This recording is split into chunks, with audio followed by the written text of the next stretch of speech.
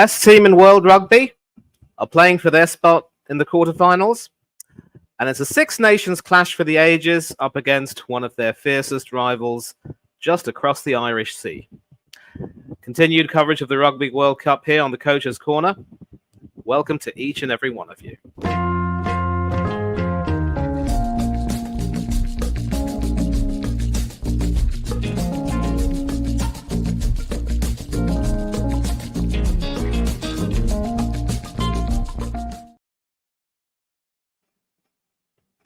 Yes, people, you are here in the company of yours truly, Manny Thangdarai, and Kano, of course, will be coming for the second half, a little bit busy now. And, of course, this is, as I've said, a clash for the ages. The winner of this match will join South Africa in the quarterfinals. And it could very well be that either one of these teams could end up playing New Zealand or they could end up playing France. We've got the coin toss right now going on between Jamie Ritchie and Johnny Sexton. I believe we'll find out what's going on.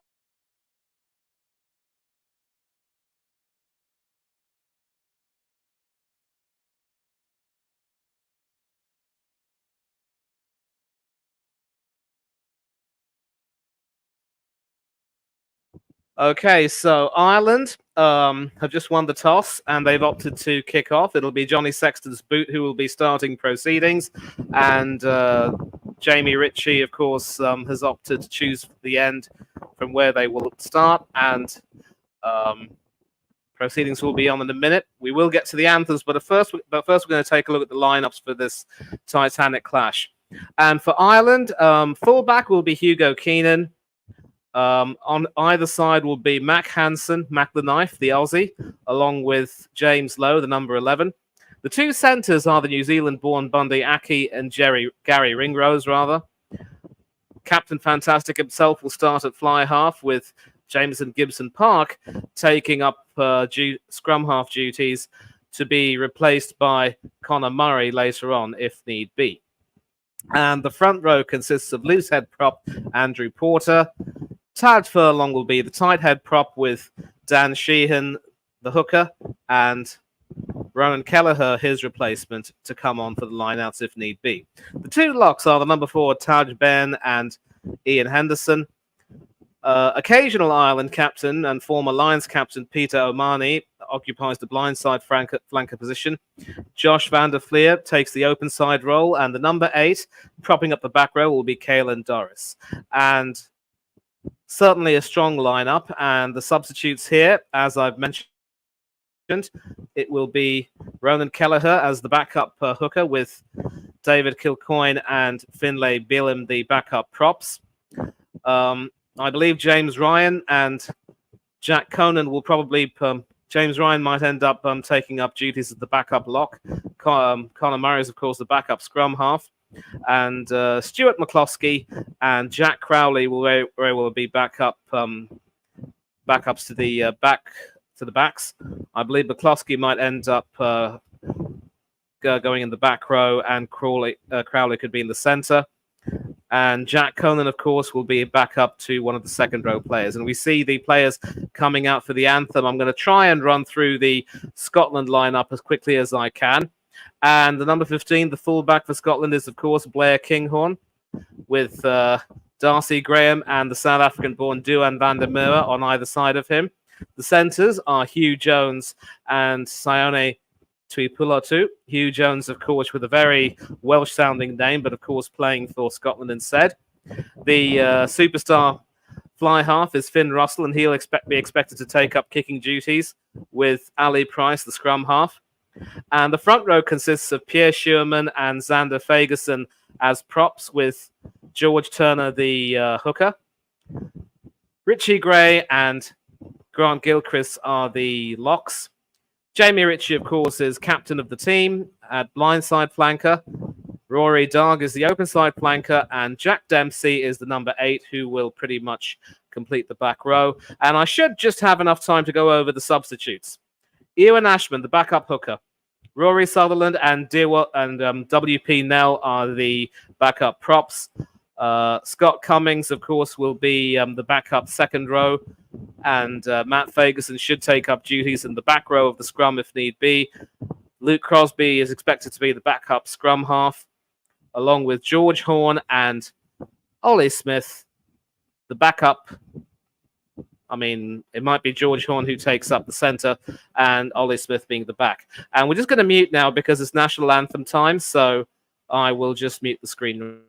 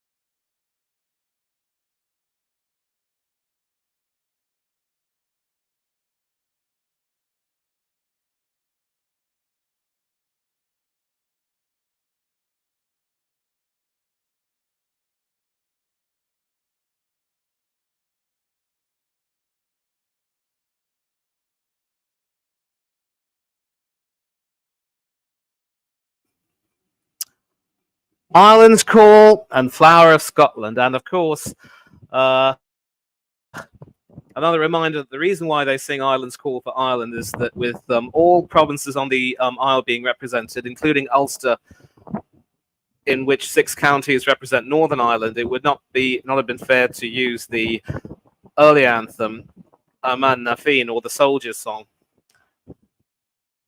So they have this anthem called Ireland's Call, sung in English, which unifies the entire country. And of course, Flower of Scotland, more of the nationalist anthem of Scotland. Used to be Scotland the Brave, but they've long since replaced that. And it looks as though it's former Scotland international Kenny Logan who's coming out with the match ball, a veteran of 70 caps for the Tartan Army, and wearing some pretty outrageous looking plaid shorts from the looks of it. But anything to, do that. Anything to sort of add to the occasion. And it looks as though he's got his Irish counterpart with him. I'll find out who that is a little bit later on. But we got some comments already. Coach's Corner saying, are you guys ready for one of the biggest clashes in rugby? Yep. Almost ready to rumble. Lots of permutations, of course, going into this one. And as a Springbok fan, Hanno says that he might be nervous that we could get knocked out somehow. I don't think he'll get knocked out. I think you've done enough to qualify, and I seriously don't see Scotland and Ireland together working in cahoots to send you out of the tournament. And get your predictions in the comments. And the Flower of Scotland is, of course, quite beautiful. So is Ireland's call. And we're just about to start kickoff now, so I have to prepare, of course, a little bit of a banner. And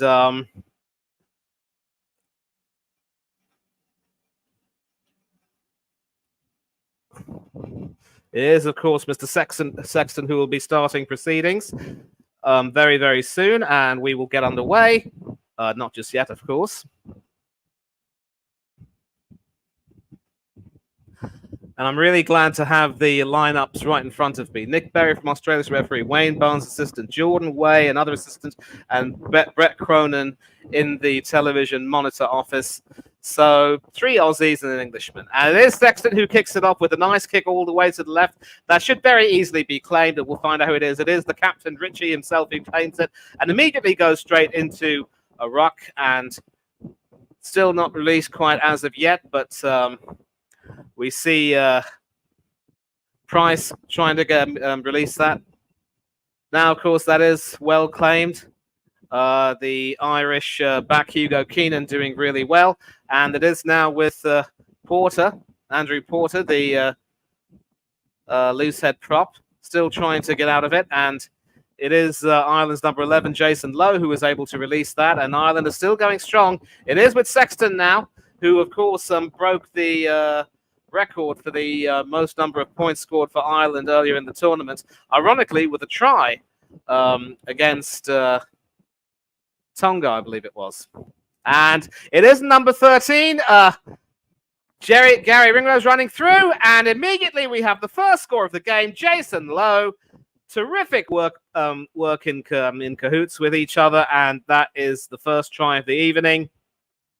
Excellent work from the Irish. Clearly, they've come over here to make sure that they make their advantage count. And with barely a minute gone, the Irish are 5-0 ahead. And it could very well be Irish eyes that are smiling. James Lowe, not Jason Lowe. I should correct that. But great work, simply. Some wonderful handling. Excellent work done there by the number 13, Gary Ringrose there, to go straight through the defense, really. A wonderful dummy, which ended up, selling Gilchrist short. Straight pass to James Lowe, and all he has to do is say thank you very much. So that gives Johnny Sexton, the kick at goal, a chance to convert, but because it's a little bit it's quite far away from the centre, Sexton might have a bit of a difficult time with this. You can already see how much it means to the Irish fans. I do hope that we might possibly get an appearance from Del Boy or Kyle Walsh. Both of them, of course, two of my best mates, huge Irish fans. If he knows that we're doing a watch along over here, I want to join. I'll tell you what, I'll send him a message and ask him to join in. So it is Sexton all the way from the left, and does he get this over? Well, I think he's put that wide, so the conversion didn't quite work, but it doesn't really matter because the most important thing is that Ireland are ahead by 5, but ahead nonetheless. Terrific work once again by Ringrose, sort of playing ring around the rosy with the, or rather, as we say in the UK, ring of roses with the Scotland defence, running them sideways. And the try scorer claims that quite brilliantly, and it's another ruck. Once again, some terrific ball handling from the Irish. They've clearly worked on their game magnificently under Andrew Farrell, the former England international, and, of course, a dual-code international with England and Great Britain for Rugby League, and, of course, England for Rugby Union too.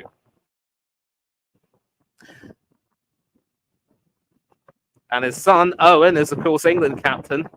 I wonder if there'll be some divided loyalties, but Kinghorn rising like a king to catch that brilliantly. And now Scotland have a chance to try to move forward. Excellent ball carrying from Gilchrist. Stole the dummy there by Ringrose, but trying to make up for that. And some really powerful running there from what looks like the number 12, Tui Pelotu. Excellent stuff from him. And still going on. Still some rucks, but some good releases. Great passing there. Wonderfully retrieved by Dempsey for Scotland. And Price once again sending the ball out and trying to initiate some good passing there. And Finn Russell, of course, passing it to Ritchie, and it is Kinghorn on the side, and some terrific running there. This is number 12, Tui Paluta again, causing some huge problems. Number 3, Xander Fagerson. And Ireland get the ball back. But is there a penalty being awarded? We're going to find out against who it is. Doesn't get any better than this. Of course, we don't have any hackers to show you because New Zealand have already qualified, and Fiji could still go through technically to the quarterfinals, and deservedly so, it must be said. And former Scotland international Gregor Townsend is the head coach. I do remember him quite well from the Six Nations in the early to mid 90s. My earliest memory of him, of course, was a game between Scotland and England at Murrayfield, where he had kicked a drop goal, which would have won Scotland the game, only to charge down a riposta, a drop goal attempt from, I believe it might have been the fullback, Jonathan Callard, that day, who played for England. And he then conceded the penalty, and it was Callard, with almost the last kick of the game, who won it 15-14. But Townsend, one of Scottish rugby's greatest servants as a player, is now, you could say once again, taking up the reins as head coach. So I will hope to send, already a try for England. Ringrose, easy as you like, but Sexton, of course, missing the conversion. And Australia, listen, Daz, good evening to you, mate. Thank you for joining in. A Scottish line out right now, taken and won quite easily by the number 4, Richie Gray. And Scotland do have a chance to score, very close to the Ireland goal line. Brilliant running this from Scotland. I mean, their handling is also good enough, but they've also got some really powerful runners in their team. Jamie Ritchie, the captain. Price releasing it. Does he find a man? Yes, he does. Terrific running. Great stuff. But some good work from the Irish defence. I think Scotland might have stretched themselves a bit too thin. But we're still continuing to run with this, and it looks as though it's a penalty against Scotland for holding on to the ball and not releasing it. So Ireland, some good defensive work over there, and they can definitely, release it. Yep, confirmed, not releasing. So this particular sign from the referee means that the ball has not been released. And so we are still at Ireland 5, Scotland 0. Scotland, of course, trying their best to get into the Irish territory and possibly score, but just not quite able to go further. And Sexton kicks it into touch right at the halfway line. So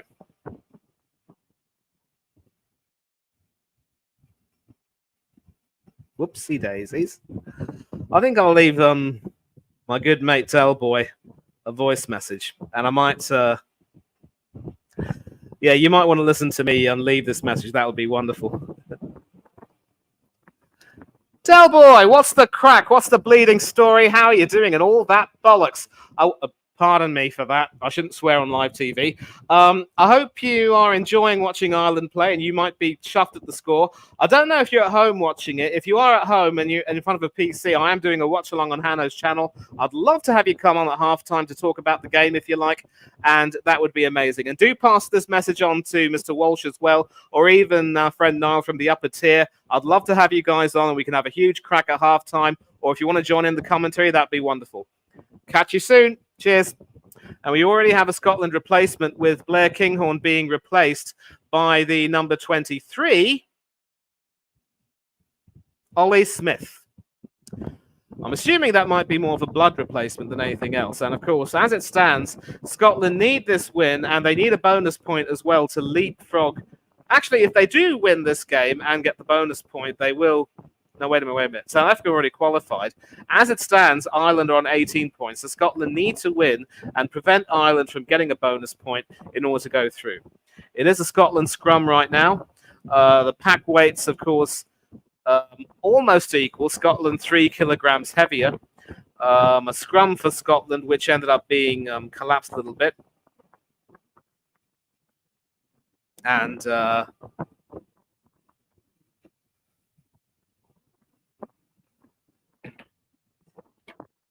we go again. We go once again. And I'm just going to make sure that I have the, thankfully, I've got the players' names down pat. It is Ali Price, the Scotland scrum half, who will try again. And we see everyone packing in, packing down. And once again, the scrum is collapsed. Never a good sight. And I think, as Hanno mentioned, you know, the team who has the opportunity to scrum will always be given the advantages. And if the scrum is collapsed, it will go pretty much the way of the team taking the scrum. And Ireland, of course, were guilty of that. Xander Ferguson collapsing it. So that is kicked very smartly into touch by the superstar, Finn Russell himself. And Hannah saying here that if Scotland win and Ireland pick up the bonus points, we could be out. No, I don't think so. I really don't. I mean, we can discuss this at halftime if you come on, but you know, I do believe that South Africa will have done enough. The Scotland line out now, and the line out is lost and well retrieved there by the Irish scrum half, the number 9, Jamison Gibson Park, doing a really good job there, and that now will pretty much count as a turnover of sorts in a way. Or will it? And the Scotland captain, Jamie Ritchie, as we come up to the 10-minute mark, seems to have taken an injury to his shoulder, but both the locks rising high, and it is the Irish number 6, Peter O'Mahony, who rose highest. One would expect that it would have been one of the locks who did it, but I think he had a collision there with his counterpart, Jamie Ritchie, and certainly Ritchie felt the full force of that.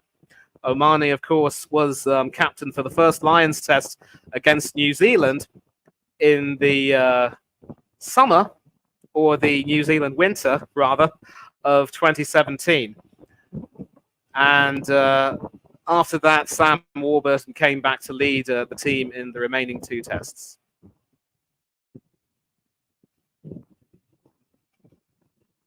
And we see some really wonderful looking fans in the stands. A Scottish line out, won brilliantly by the captain, Ritchie, and we see a maul going on over here. And we see Scotland and Ireland. Very little difference between them. They're almost moving sideways like a crab, but it's released quite brilliantly. And Scotland can try and score going under, but they're forced out wide. Ollie Smith trying to get it into the number 14, Darcy Graham. And Scotland still have a chance to make the most of it, because I think Darcy Graham over there with some pretty uniquely dyed hair. And, of course, given that they're all the way from out wide, there's no way that they can afford to go for a goal. Sadly, mate, I didn't watch the England game. I heard it was a very close game, which England won by the skin of their teeth. But we're here to see some proper rugby tonight. And I think there was a young fan at the England game who spoke for a lot of us when he said he wished he was at the Ireland game instead. Scotland line out very high. Ritchie rising higher to claim that. Another maul. And Ireland holding firm, but Scotland trying to make their extra 3 kilograms count. Released by Ali Price. It is Finn Russell trying to run in. No, actually, that wasn't Finn Russell. It was someone else. And was that a knock-on from Ollie Smith? No. The referee says play on. It looks good. Ali Price once again releasing that.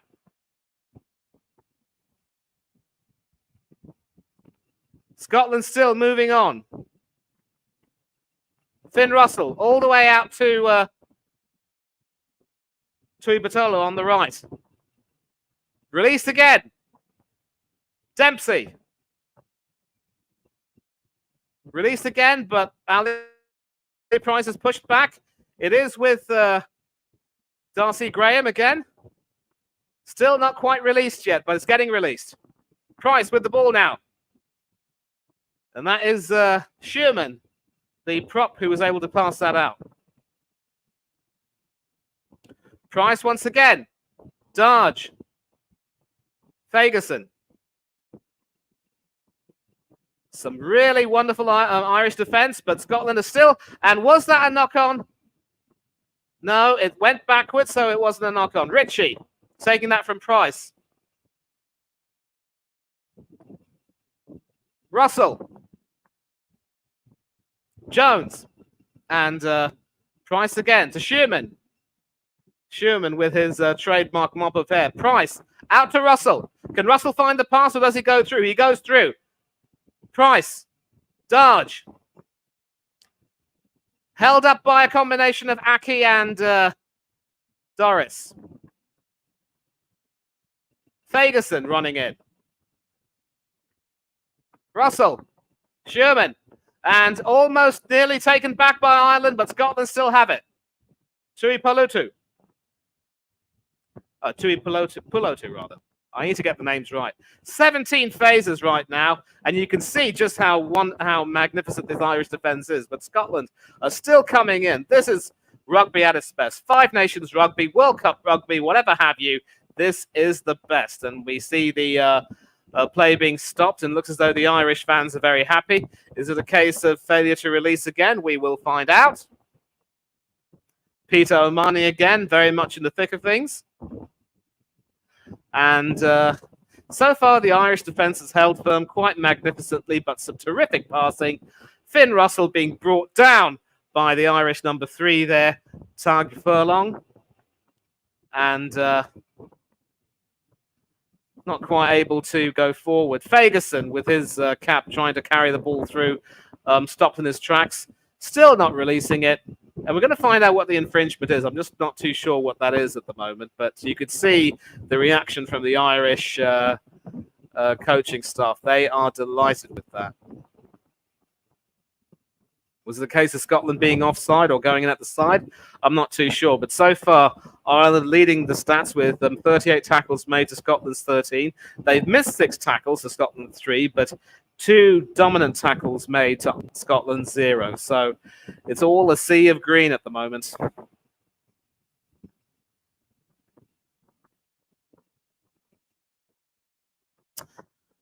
And of course, it must be noted that England's changed jersey is a darker shade of blue than the Scotland one. And of course, you cannot miss the trademark plaid on the sides. So they're confirming the lineups on television. Keenan, Hansen, Ringrose, Aki, Lowe, Sexton, Gibson Park. Porter, Sheehan, Furlong, Bairn, Henderson, O'Mahony, Van der Fleer, and Doris. I'm certain they'll do the same for Scotland, but it is an Ireland scrum from the looks of it. And it is Jamieson Gibson Park who will be taking control of that.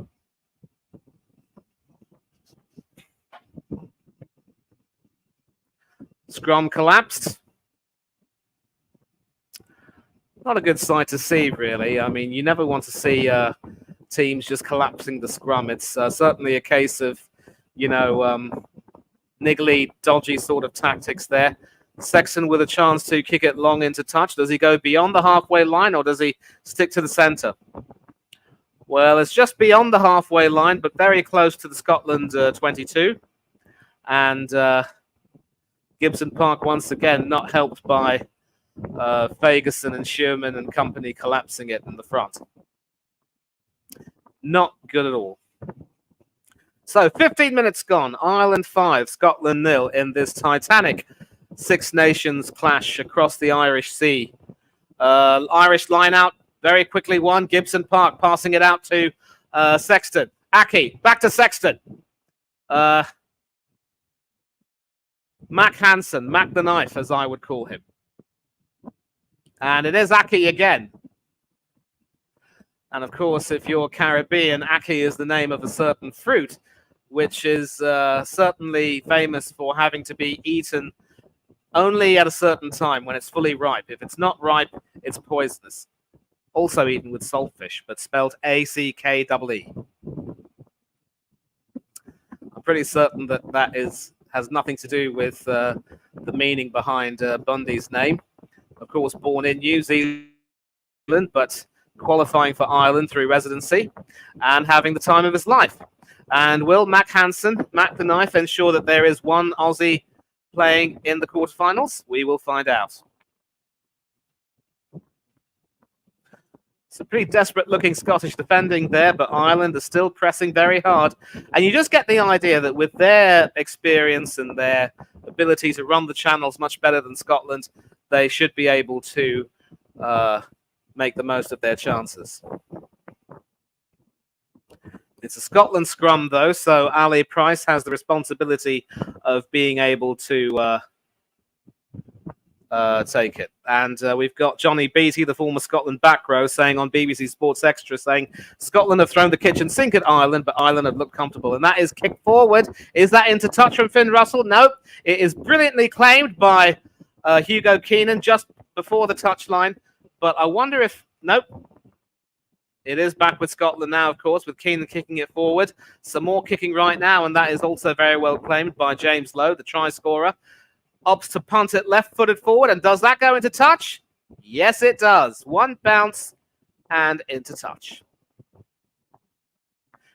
Brilliantly claimed by Keenan, but yep, making sure that his foot did not go beyond the touchline there. Excellent footwork. Probably not as good as the Irish river dancers, but good nonetheless. Come on in with your comments. Let's be having you, each and every one of you. We're almost at the halfway point, although not quite. And see the referee there speaking to the Scottish captain, Jamie Ritchie. Not too sure why. It's good to see that his shoulder's back in one piece.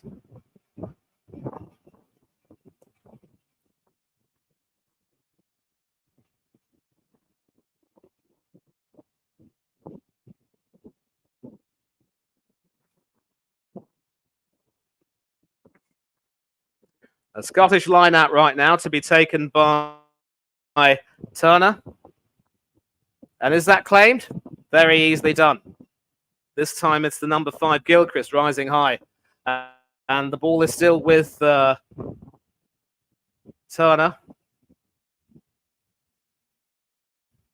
And they're in a maul right now, but Ireland somehow have managed to win the ball back. Excellent stuff from the men in green. Sexton, Aki. Aki, powering forward. Brilliant stuff from the New Zealand-born Irishman. And it is Van der Fleer, the South African blindside flanker. Gibson Park releases it to Sexton. It is Omani going forward. Another try? No, that's a knock-on. Unfortunate. That really deserved a try, but sadly, Mac Hansen was not as sharp. The knife was not quite as sharp. And that is Ireland's third handling error tonight, which is a bit of a concern. Great work, which deserved a try. But you could say that Ireland was actually, Hansen over there was under pressure from some brilliant tackling there. Ritchie coming in to help out his mate, and the move went a-begging.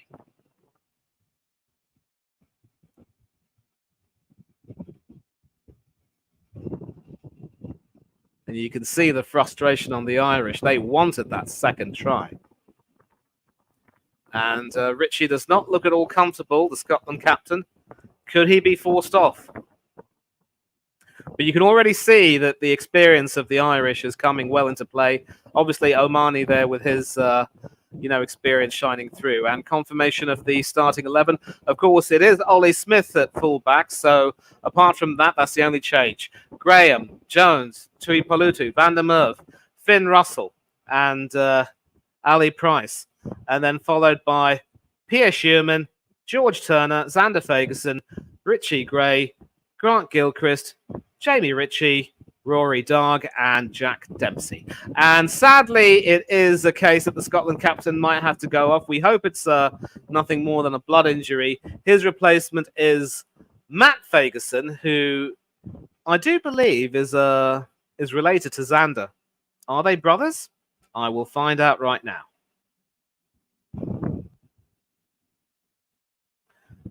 Matthew Joseph Fagerson.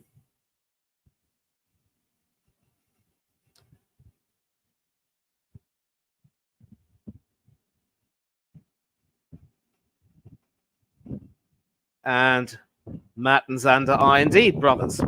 So, It looks as though it'll be a Scotland scrum very close to the goal line because of the knock-on from Hansen. Well, Shoes apparently claiming that the Keenan catch should not have been allowed to stand because his boot touched the line, so he should be out. I'm pretty certain that if it was the case, then the TMO people would have looked at that. And that ball is kicked well into touch. That certainly isn't Finn Russell who kicked that. And you've got to feel for the devastated Richie there. Captain of Scotland, forced off with an injury. He'd have loved to have been there leading his mates on. It is an Ireland line out now. And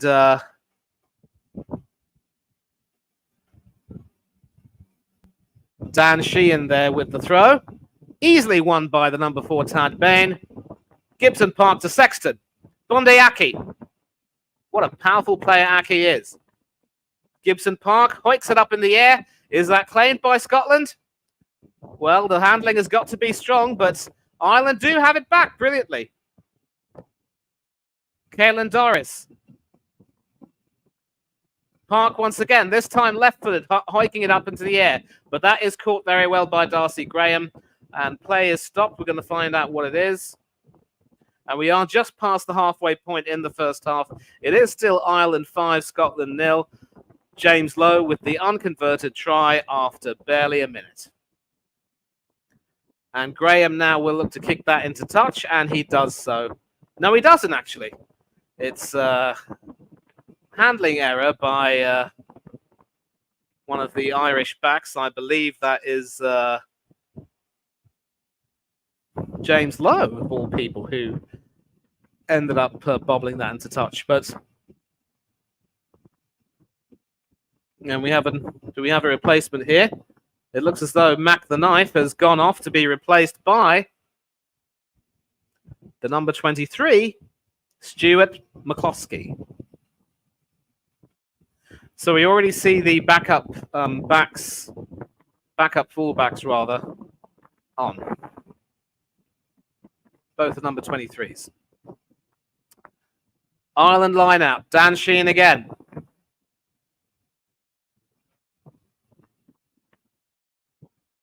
And this time I'd like to think I'm doing a much better job at remembering the players' names. Thanks a lot to BBC Sport for all that. Sheehan getting ready to throw. And easily claimed by Peter O'Mahony. Still in the ruck. Has to release it.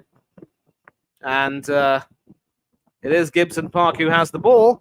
He opts to kick it high, hoping for a bounce, but that should be claimed quite easily by Darcy Graham, who inadvertently actually knocks it out for a touch. It sort of went through his hands, off his legs, and into touch.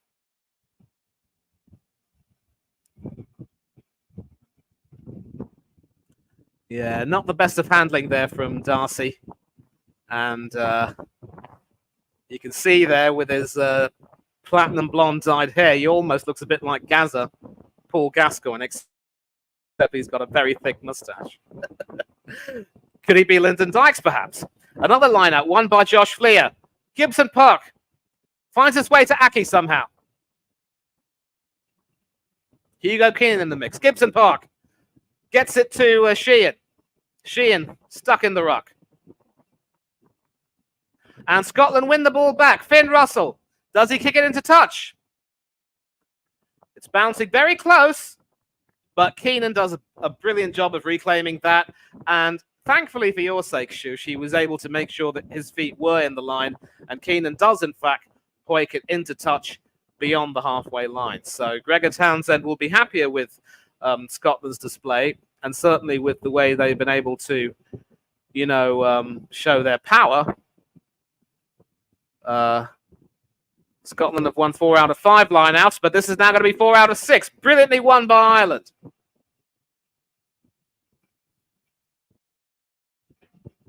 Taj Furlong, the tight head prop, has to release the ball. It is released, and Gibson Park can pass it too. Actually, he opts to kick it high. And will Graham catch it this time? Yes, he does.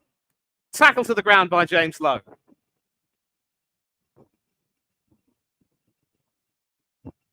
And some good Scotland passing and some great running. I believe that was Tui Pulotu who was trying to run that. Ali Price to Finn Russell. And that is kicked straight to Gibson Park, who opts to kick it himself a little bit forward. And he ends up kicking that straight into the arms of, I do believe that's Finn Russell. Russell again engaging in some kicking. But some good ball control there from the Irish number 13. Gary Ringrose, of course, who sold Gilchrist that dummy en route to that try. And some more kicking going on. And this is, of course, one of the fun things about rugby, in that there is an equivalent amount of ball handling and kicking, not like in American football where you mainly see ball carrying and only some, kicking from, kickoffs and for field goals. Ringrose there, controlling it brilliantly. Ireland have managed to win all 5 of their lineouts. James Lowe there getting a little bit of getting some treatment for what looks like a cut.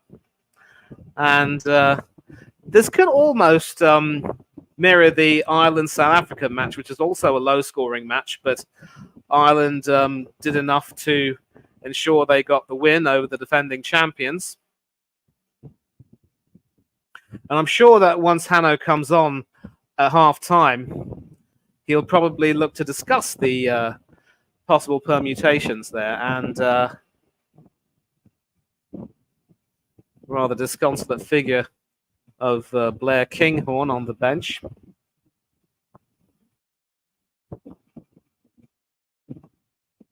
Another reminder, if Scotland lose this game, they are out. Permutations or no permutations. I think they'll probably look back on that South Africa game and say, you know what, we just got outplayed a bit, but they certainly contributed some really good rugby and were just unfortunate to be stuck in this group of death. Another line-out won by Ireland. And Gibson Park to Sexton. Back to Sexton from Ollie Smith. Bondiaki, wonderful pass, terrific stuff. And it is Hugo Keenan who can run forward and score again into the far corner. Ireland are now well and truly on their way. I'm not too sure that this conversion will be converted, but they have now doubled their lead. It is Ireland 10, Scotland 0, just after 25 minutes having elapsed. So, terrific stuff here from the Irish once again. Great passing, really. Aki once again showing his strength as a ball carrier. And great passing there. Terrific vision as well from Keenan to spot the opening and run, and just time to perfection, really. This is why the Irish team are the best in the world, and whoever faces them in the quarterfinals, it could very well be New Zealand, will definitely have a tough game on their hands.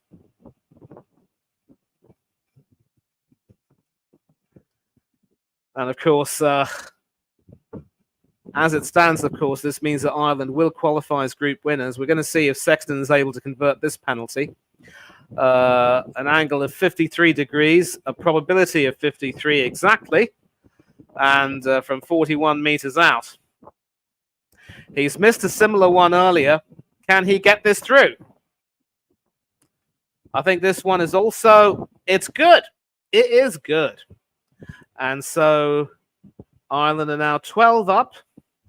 And Scotland, having lost their captain, seeing themselves go down 12-0, will have a lot of work to do to try and come back in the second half.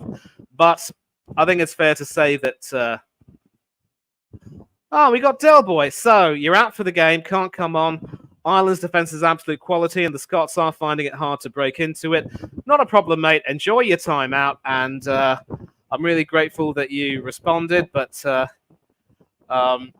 listen, if you ever do want to chat about the game later on, by all means do so. I'd love to hear what you would have to say. And certainly you and Mr. Walsh can be very proud of your unified Irish rugby team. But at the moment, it is Scotland, of course, who are trying to come back. It is Pierre Schumann, the loose head prop, to his tight head counterpart, Xander Fagerson. Ali Price to, Richie Gray there, and another ruck. It is Matt Fagerson who replaced Jamie Ritchie. Finn Russell can now try and move forward. Duan van der Merwe, the number 11. Russell. Out to Hugh Jones. Russell again. This time to Darge. Schumann.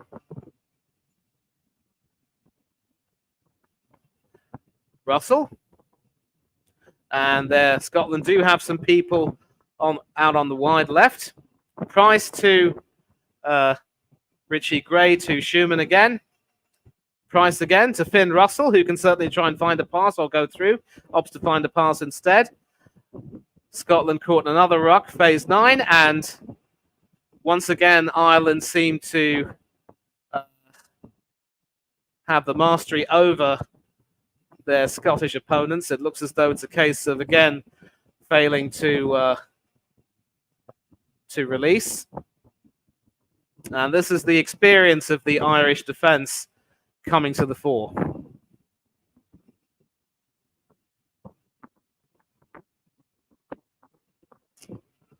Nice little mohawk there, or faux hawk rather.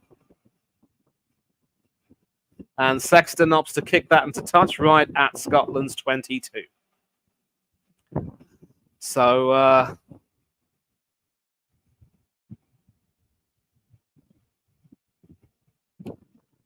well, we are coming up to the half-hour mark. 10 minutes to go until half-time. We've had maybe 1 or 2 stoppages for injuries and the like, but that shouldn't take up more than 1 minute.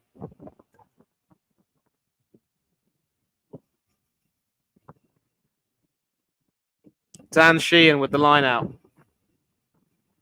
Will it be another 1-1 by Ireland? Yep, easily claimed by Omani. And Van der Fleer was able to try and pass that, but Ireland now stuck in another rock, and can Scotland win the ball back from them? Still not quite releasing it, but Gibson Park should have it in his hand, and he does. Fleer moving forward. Gibson Park. And it is Ollie Smith running forward. Not Ollie Smith, that was McCloskey running forward, rather.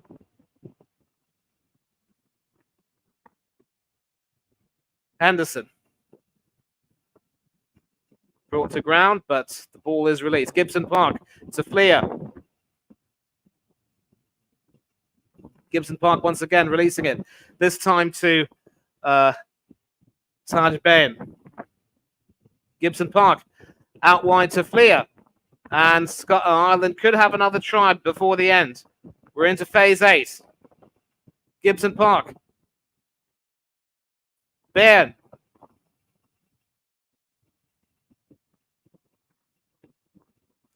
Gibson Park opting to try to run it himself, but stopped near the line. It's should be released.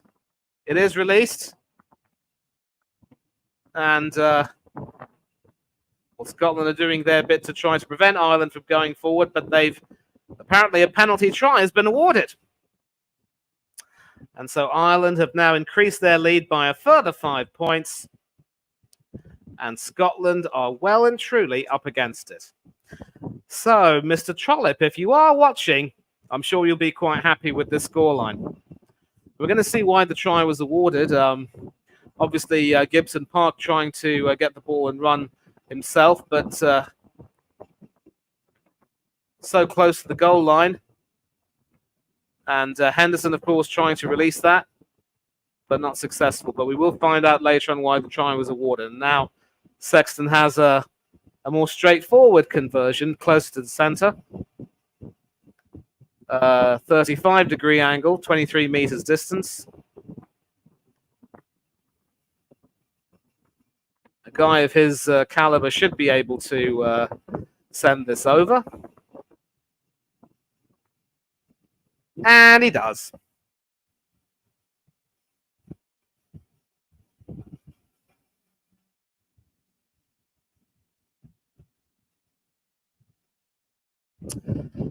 And so, Ireland ahead by 19, and I'm going to just go to the BBC Sport page and find out why the penalty try was awarded. Just have to refresh the page. Russell once again kicking it high and kicking it far, but that should be easily claimed. And it is Sexton himself who claims it, his counterpart. And Sexton brilliantly kicks that into touch. And it looks as though Mac the Knife is back on the field. It looks as though the treatment for his head injury has been successful. So off goes McCloskey, and back comes the Mac. The return of the Mac, if you will. Scotland trying to take that forward. And it is Matt Fagerson now trying to sell Ireland a dummy and move forward, but the Ireland defence is too smart for them. Ali Price out to Finn Russell. It is with that was with Gilchrist, of course, who's now trying to send that forward. Price again to Richie Gray. Phase 5. Finn Russell, and he drops it back, we're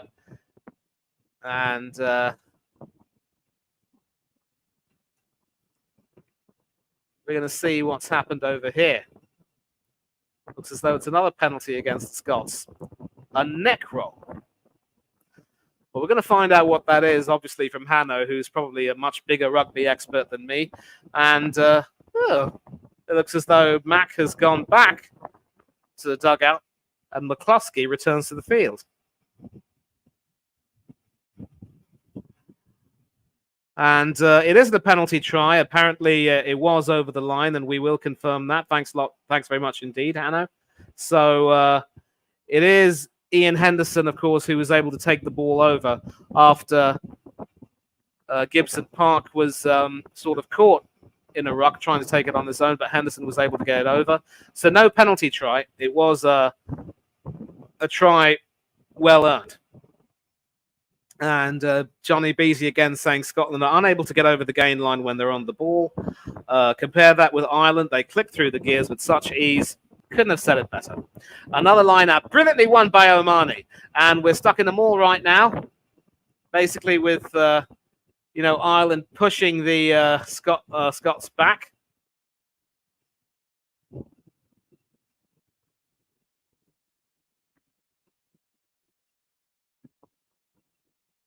And Gibson Park trying to get the ball from Sheehan, but it is with Gibson Park right now. Once again, tackle close to the goal line, but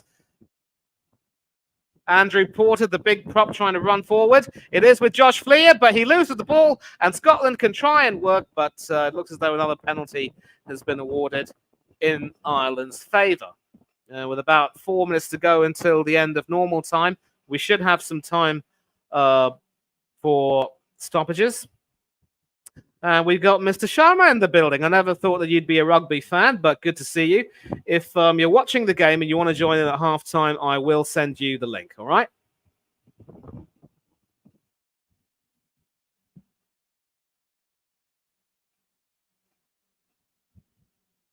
Up the Scots. You picked a bad time to come on, my friend. 19-0 down with about 3 minutes to go, and Dan Sheehan trying to move forward to score another try. And, that was, in fact, Andrew Porter who tried to get that out. And he is, of course, sporting something like some shaved sides, so it's definitely not a faux hawk by any means. Shaved sides and a mullet. And, in fact, it was the poor referee who got in the way of that attempted pass. Ref, you're not playing. You're wearing yellow for a reason. And clearly, Andrew Farrell did not like that.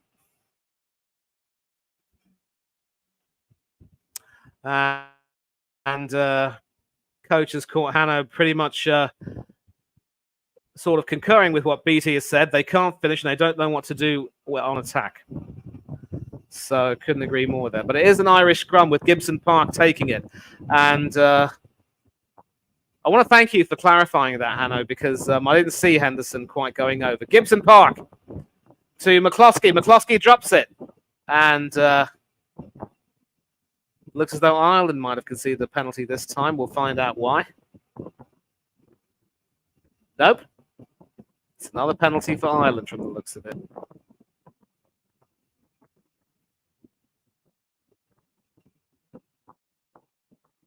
And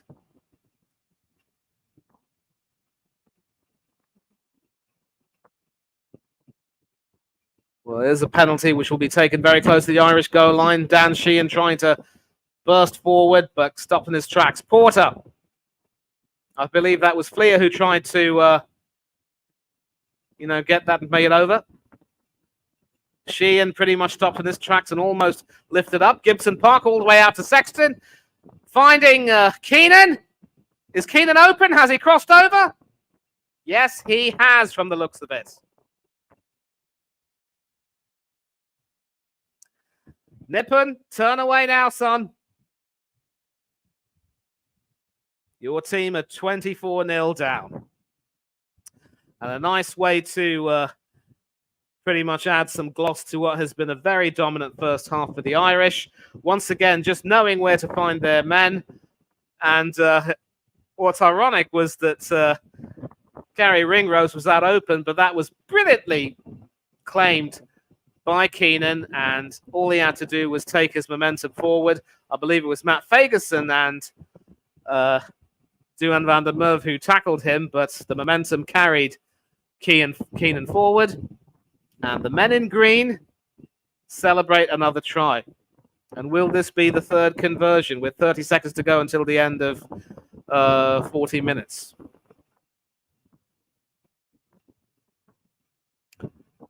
.32 meters out, 67% success rate. Not exactly at a very wide angle, but certainly, certainly something that should be in Sexton's territory.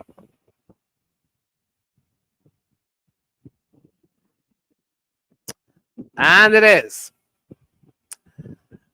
As Hanno has just said in the comments, the Scots are getting a hammering.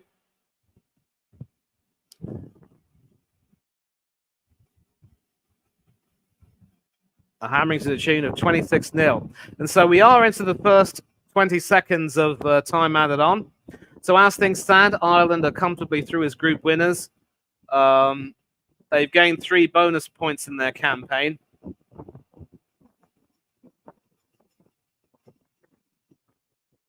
And that is kicked from Russell, claimed by Fleer. And he will certainly try to move the ball forward.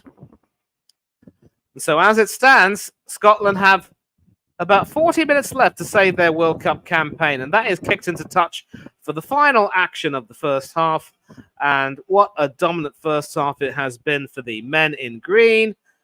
At halftime, at the Stade de France, it is Ireland 26, Scotland 0.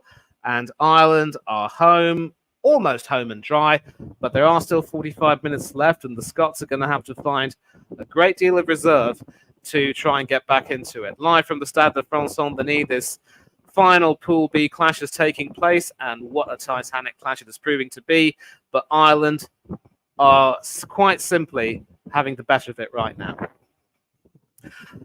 And they've already gained the bonus point, of course, with that 4th try before half-time. So well,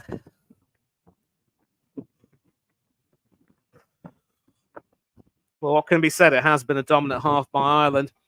Scotland has certainly shown a lot of aggression, a lot of power in the pack and an ability to run forward, but just haven't really had that clinicality in their touch. And so it is basically 4 tries, 2 from Hugo Keenan. The first one, of course, was from James Lowe. Keenan was the second one to score. Ian Henderson touching over not long before the end of the half, and just before the end of the half, Keenan got his second. And we've got Chris Henry, the former Ireland flanker, saying, a formidable Scotland team, but Ireland are being so ruthless here, and that is a deserved try for Hugo Keenan. So I'll tell you what, I could definitely see this Ireland team making it all the way to the final, but the permutations, of course, not permutations, as per the draw, they should, in all likelihood, face the All Blacks in the quarterfinal. So it will be a nice reunion for Bundy Aki with his former countrymen. And if they were to beat the New Zealanders, they will, of course, come up against the winner of France and South Africa. And it is rather disgraceful, really, that the 4 best teams in the quarterfinals will all be on one side of the draw. And a lot of people have said that that is sadly a consequence of the draw being made well in advance. You can't really have everything stacked on one side. I do know that Wales look impressive now, but they had a bit of a slow start. And England, of course, with their very fortunate win over Samoa, have shown that they do have some chinks in their armor. Of course, they'd already qualified for the quarterfinals anyway. So I'm certainly looking at Wales and England meeting in the semi-finals. Wales, of course, should in all likelihood be facing Argentina or Japan. And England should be facing Fiji from the looks of it. I seriously do not see Fiji losing their last game or failing to claim the losing bonus point they will need to ensure that they finish above Australia on points difference. And Australia, I think it can be safely said, have had an absolutely disastrous tournament. And they quite rightly would deserve to be eliminated. But Australia do have no other option but to stick with Eddie Jones. And for the likes of James Slipper and company, this could very well be their last dance in the green and gold.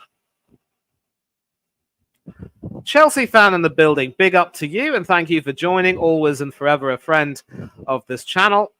And, well, I'm a little bit bored, so I might as well, you know, put the link in the chat. And if there are any of you who would like to come on at halftime to have your... Ooh.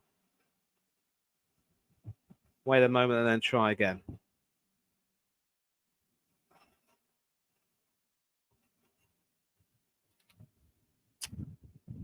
I wonder if my connection is stable enough. I forgot to switch it to a hotspot. But so far, so good. Touch wood. I've had no real problems conducting this entire stream. And Chelsea fan predicting an Ireland-South Africa rematch in the final. So...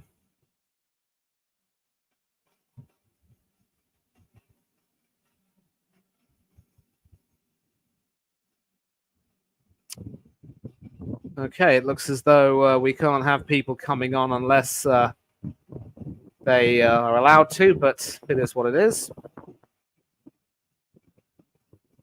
But again, if there's any of you who would like to come on, you can always contact me privately and I will send you the link. But once again, confirmation that at halftime, Ireland have 1 foot on the pedestal of being group winners.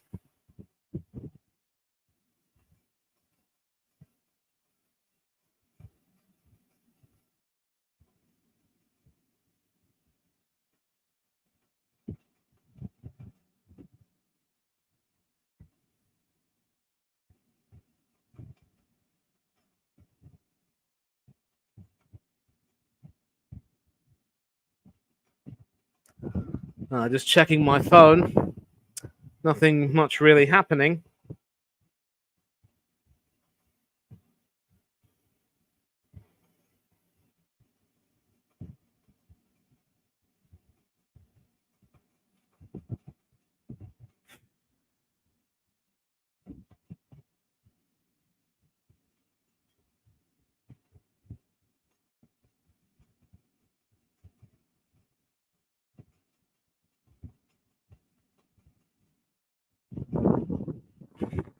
You know how you try to load a reel on Instagram, and because you don't load it quite properly, you either get a still screen or just a plain black screen.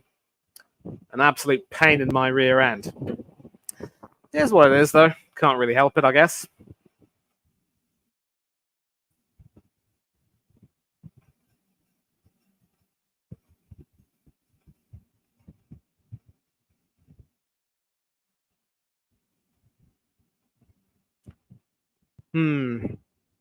Now, there is actually a rather strong and very unlikely permutation here.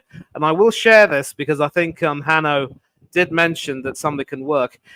Because Ireland have already claimed their bonus point, I believe if Scotland are able to score 47 unanswered points to give them a 21-point win, they could celebrate joining Ireland in the last eight. But without their captain, Jamie Ritchie, and their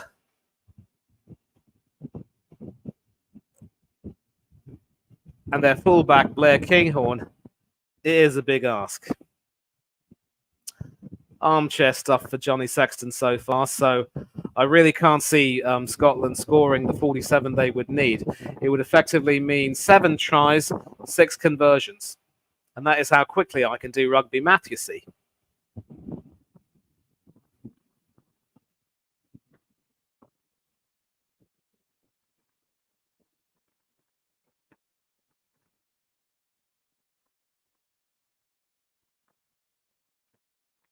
Seeing highlights, of course, from Ireland's game against Tonga, where Johnny Sexton celebrated breaking the Irish record, adding to his legend. And Ireland have never really been able to get it together when it comes to World Cups. I think even Scotland managed to reach a semi-final in 1991. Of course, we beat them at Murrayfield that year with a certain Christopher Robert Andrew scoring the winning drop goal in the 9-6 win. And Ireland, of course, that day against Tonga, wearing their change strip of a white shirt with blue shorts. Their normal strip is the green shirts with the white shorts.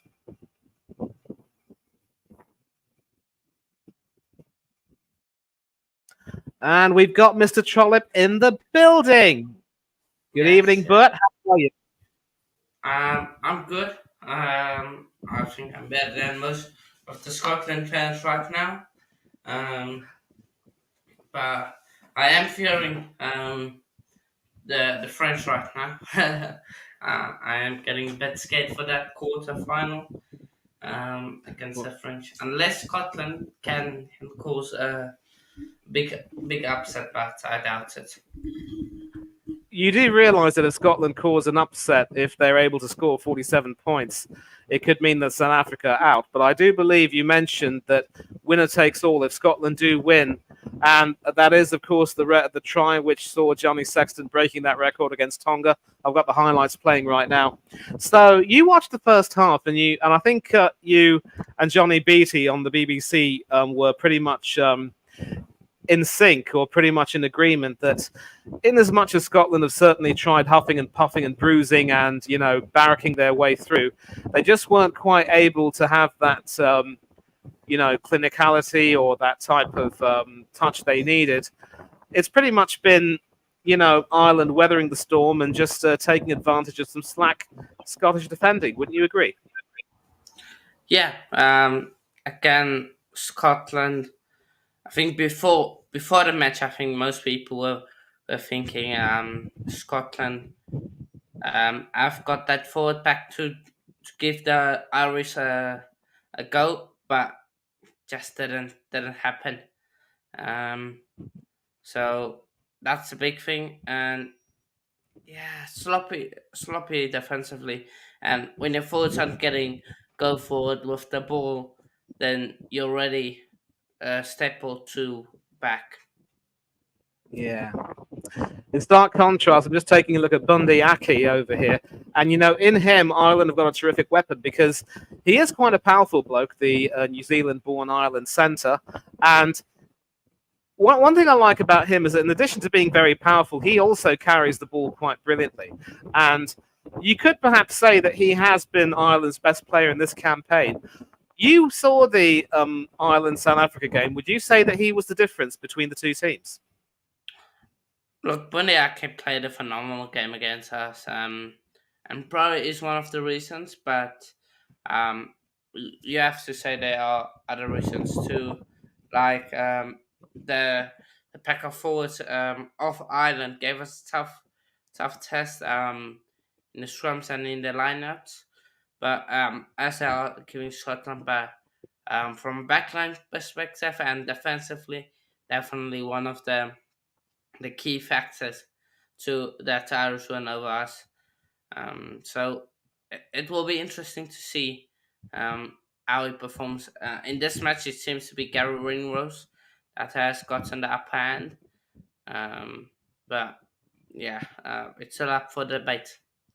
It's on who's the I'll tell better you what, between the. that dummy he sold to Grant Gilchrist there, it was, almost child's play in a way. And then Jason Lowe saying, "Thank you very much indeed, mate," and obliging with a brilliant try to set things off with barely a minute on the clock. And since then, it's really only been one team.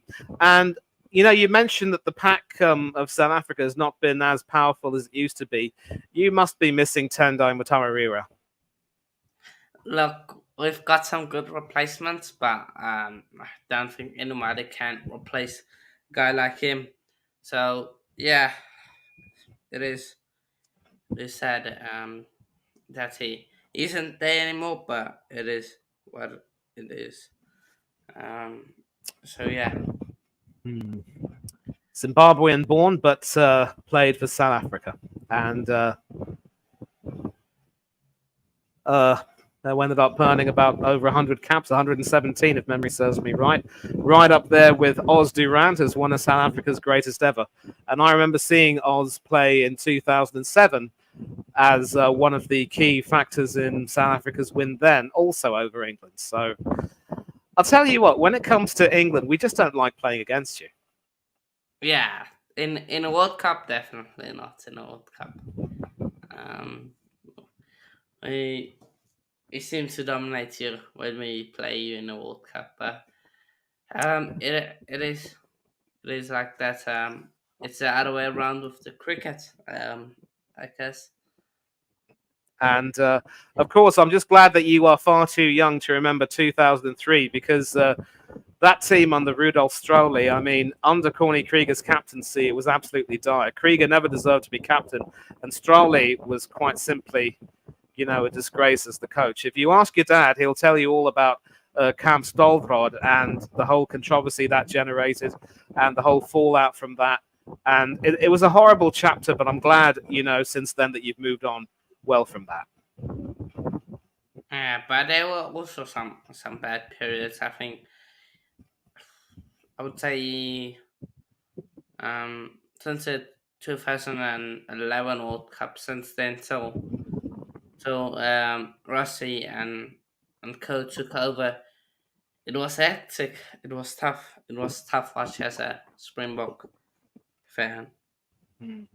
Right. So, the teams have just come out to start the second half, and Scotland have lost their captain and their fullback. So, they've got a patched up team already. Mac the Knife was also out, Mac Hansen, replaced by Stuart McCloskey. And I do think that in the second half, the Irish bench will certainly come out and shine, but what a game Peter O'Mahony has had, an occasional captain of Ireland, one-time Lions captain, of course, and he's back to his best as well. Yeah, he is. And Finn Russell has just started. A short kick should be claimed easily by Scotland, and it is. It is Russell again, who passes it all the way. Yeah, passing it all the way out to Hugh Jones. Ali Price now getting it to Sherman. And there's already a change. Conor Murray has come on for James Lowe. I'm not too sure why. Is it an injury replacement? I'm not too sure. James Lowe? Yeah, so Ireland have two scrum halves in Gibson Park and Conor Murray. So then Price will just switch over to the...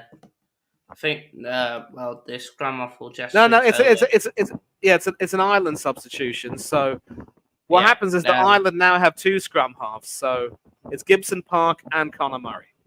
So I reckon Gibson Park will then switch to the wing and Conor Murray to the 9. Okay. So Gibson Park is one of those players who's capable of playing in those two positions, is he? I don't know much about Gibson Park, but if they trust him there, so probably then yeah. Right. And now it is Darcy Graham who was just running in from the wing, and he's stuck in the ruck right now. Price to It is with Russell now. Tuipulotu. And it is Duan van der Merwe, the South African-born player. Ali Price. Richie Gray. Moving in. Price out to Russell. Kicks it forward, but that is well claimed brilliantly, but sadly the linesman's raised his flag, so Graham was adjudged to have gone outside the line, and we see some handbags at dawn. You never want to see a rugby match descend into a fight like this. No. Boys, break it up. And, oh, boy, this is dreadful stuff. Sherman and Sheehan getting into an absolute tussle.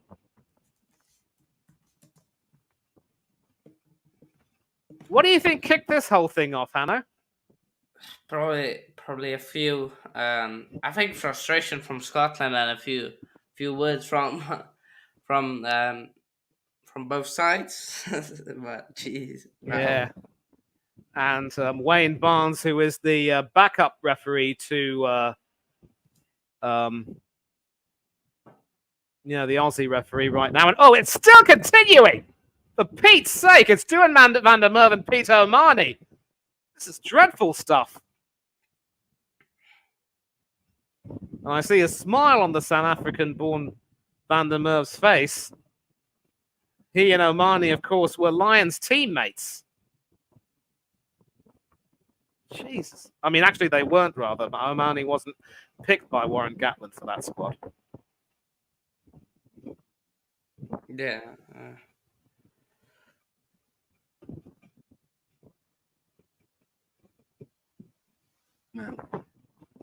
Well, it is certainly frustration because, of course, South Africa.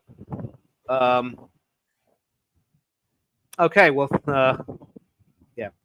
Some more comments. Come on, Ireland, and this has turned into a WWE match. Well, I know that we do have WWE here on the channel. It's not my cup of tea personally, and it's gone to a TMO review, so I wonder what the call is. We'll find out what it is. Yeah, we will find out. I think both whoever started will probably get a yellow card. That should be the sensible decision to just card both teams. Really.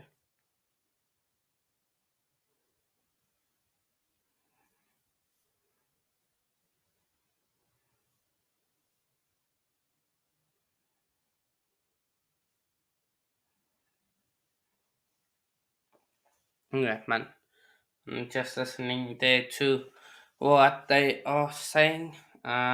Just saying England got lucky. Yeah, England did get lucky in that match against Samoa. Samoa was leading for so long, but then England just came up. So if you just joined, there is a team over review going on, just to see what caused the fight and who are the guilty party in that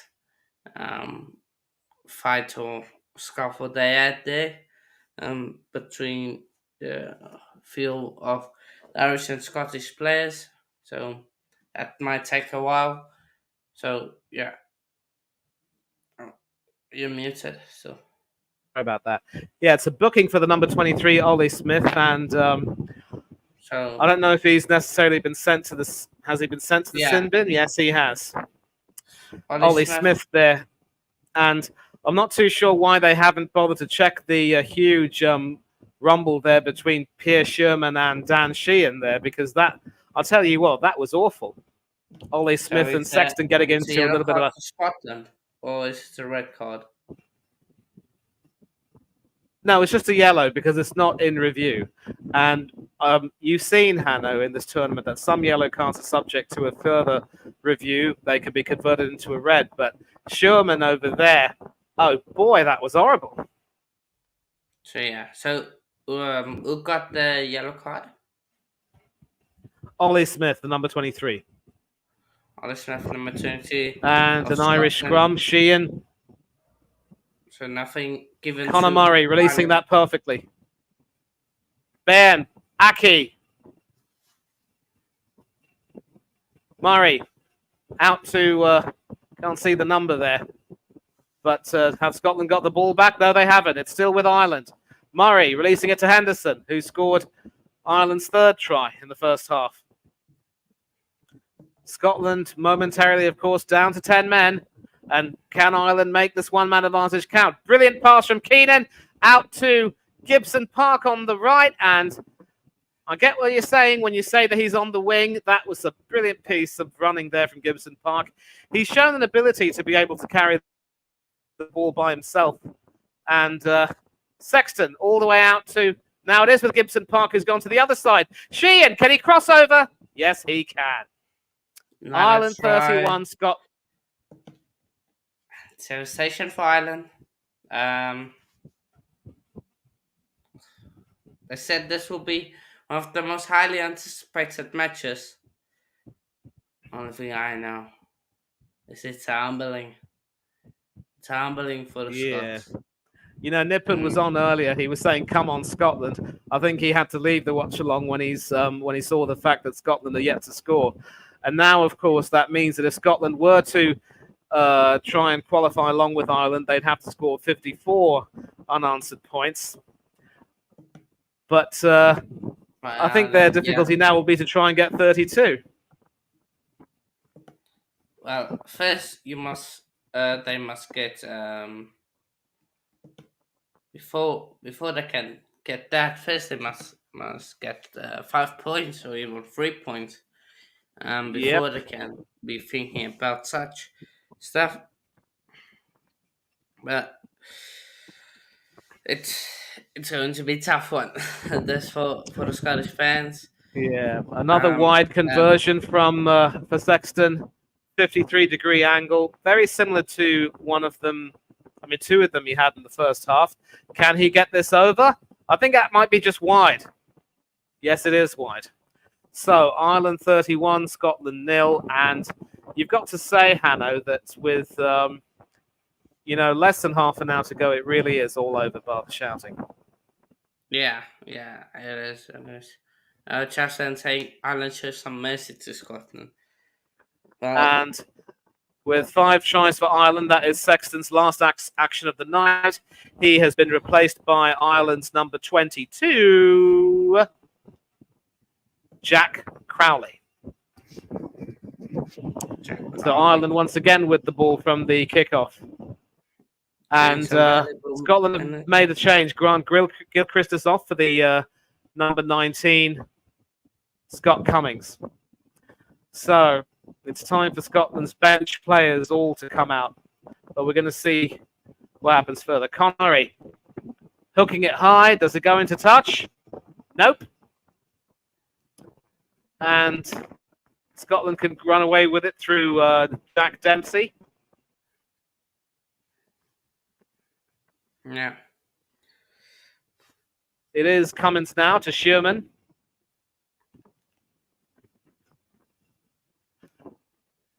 I'll get your point. Sherman and Ferguson haven't really been able to carry the ball that well.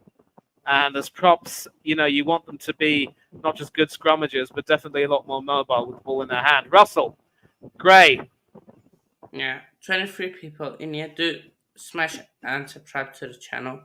Want to get past at 500 mark currently on 500. Yeah. Just want to get past it. So, yeah. Yep.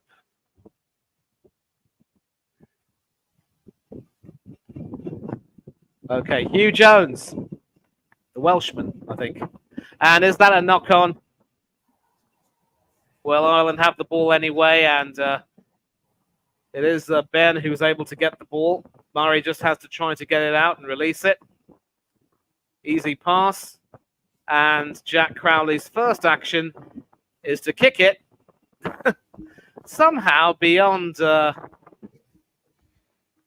Scotland wing, but he was able to reclaim that fairly well enough. I think that was in fact Darcy Graham who reclaimed that. So as I was saying, Sherman and Xander Ferguson have not really been able to carry the ball that effectively as props, and you want your props to be better ball carriers, right? Yeah, or just I think just stronger on the ball. For the even though other the rest of the forward pack from Scotland, they have been driven back so many times by the Irish. They haven't been able to get over the forward line.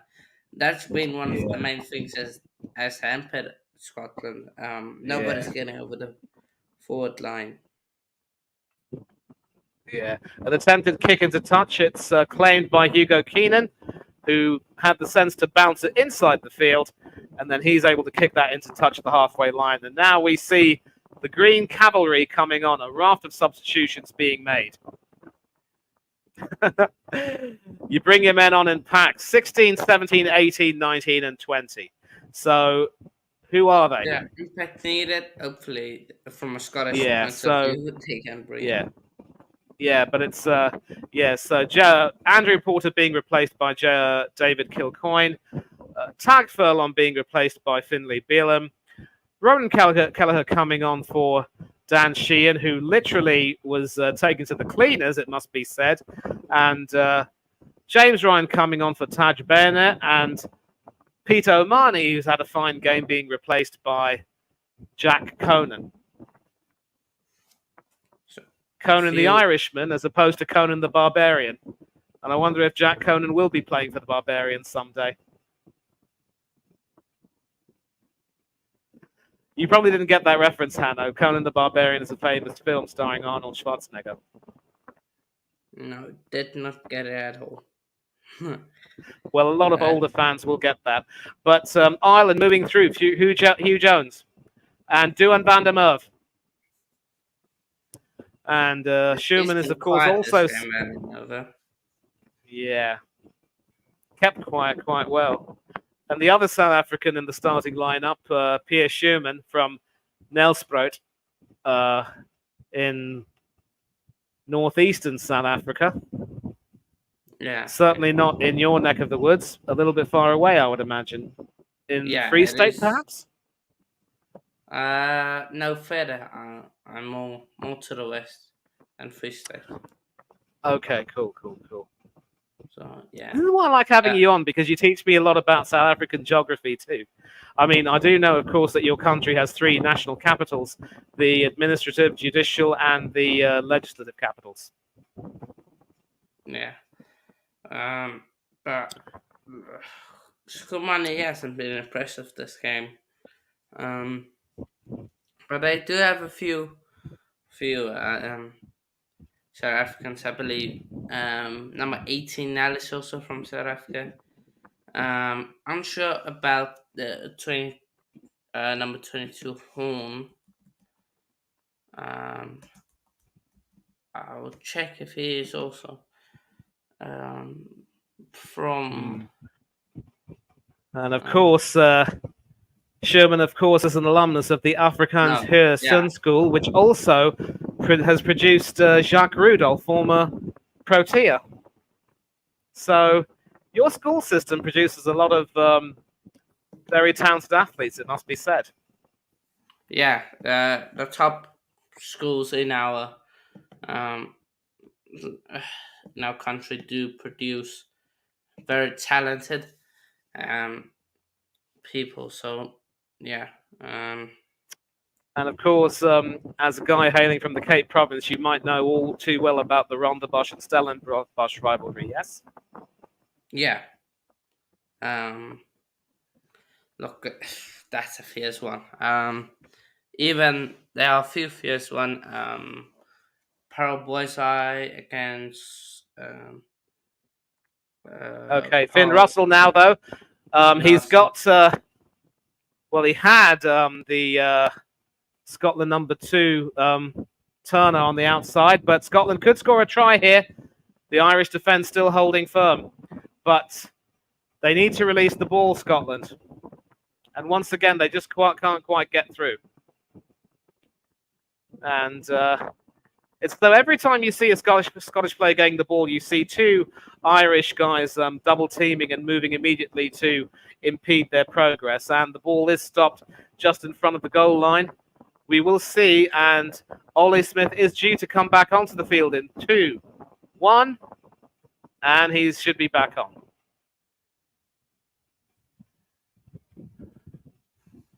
George Turner is the number 2, and he, in fact, has the ball right now. Passing it out to Jack Dempsey, who is immediately sent to the ground.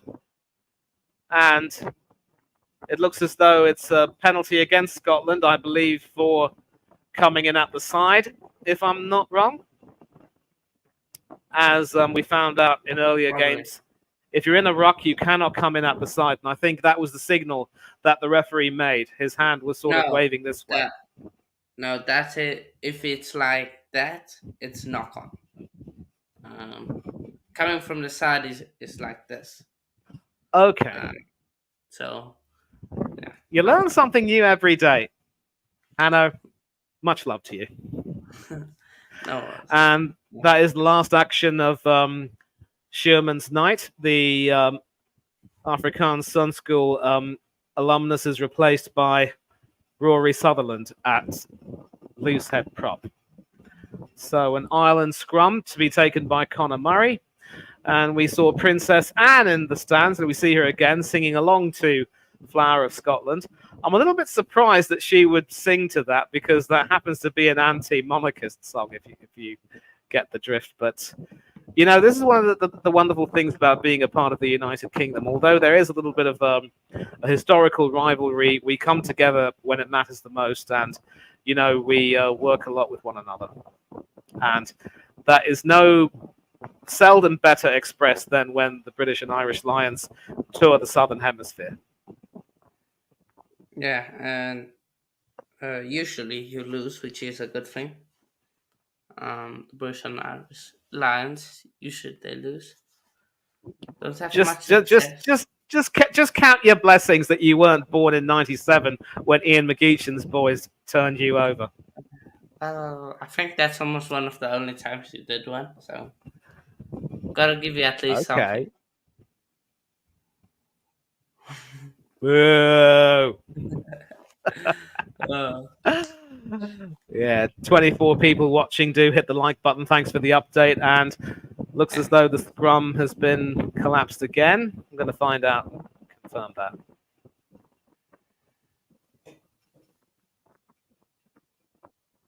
Okay.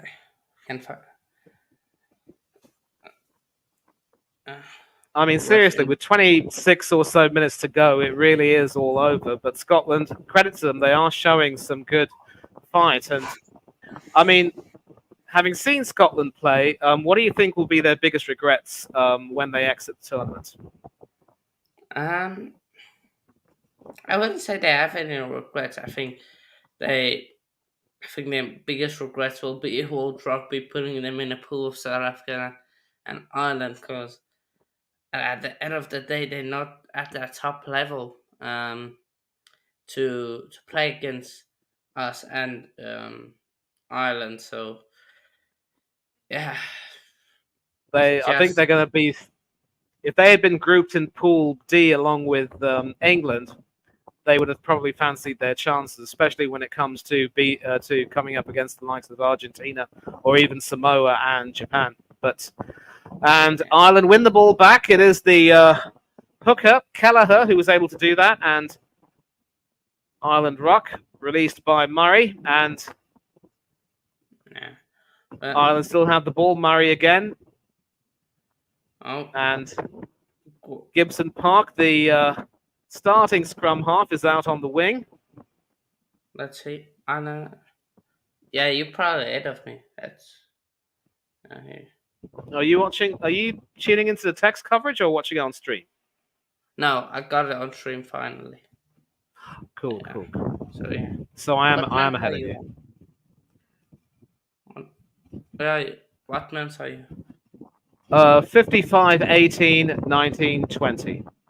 Yeah, you are 15, 14 seconds just ahead of me, so yeah. Okay. At least I can now watch it, see referees doing. Finn Russell having lots of conversations with the referee.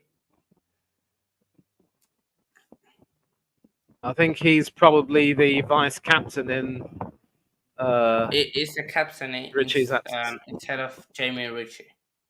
Yeah. Of course. Vice captain. I think it's also fair to say that the decision of Stuart Hogg to retire not long before the tournament has also not really helped them. One of their most Yeah, that's one experienced thing. players as well. I was surprised with that because he's a quality player. Oh yes. And Wales were hit with retirements of their own. Alan Wynne-Jones, Justin Tipperich, and Ken Owens, among others. Yeah. Ireland line-out to be taken by Kelleher. Easily claimed, and Murray out to Ringrose. Stuck in an Ireland ruck again. Murray again. And Kilcoyne, the replacement loose head prop. Ryan. And that is Crowley to Aki.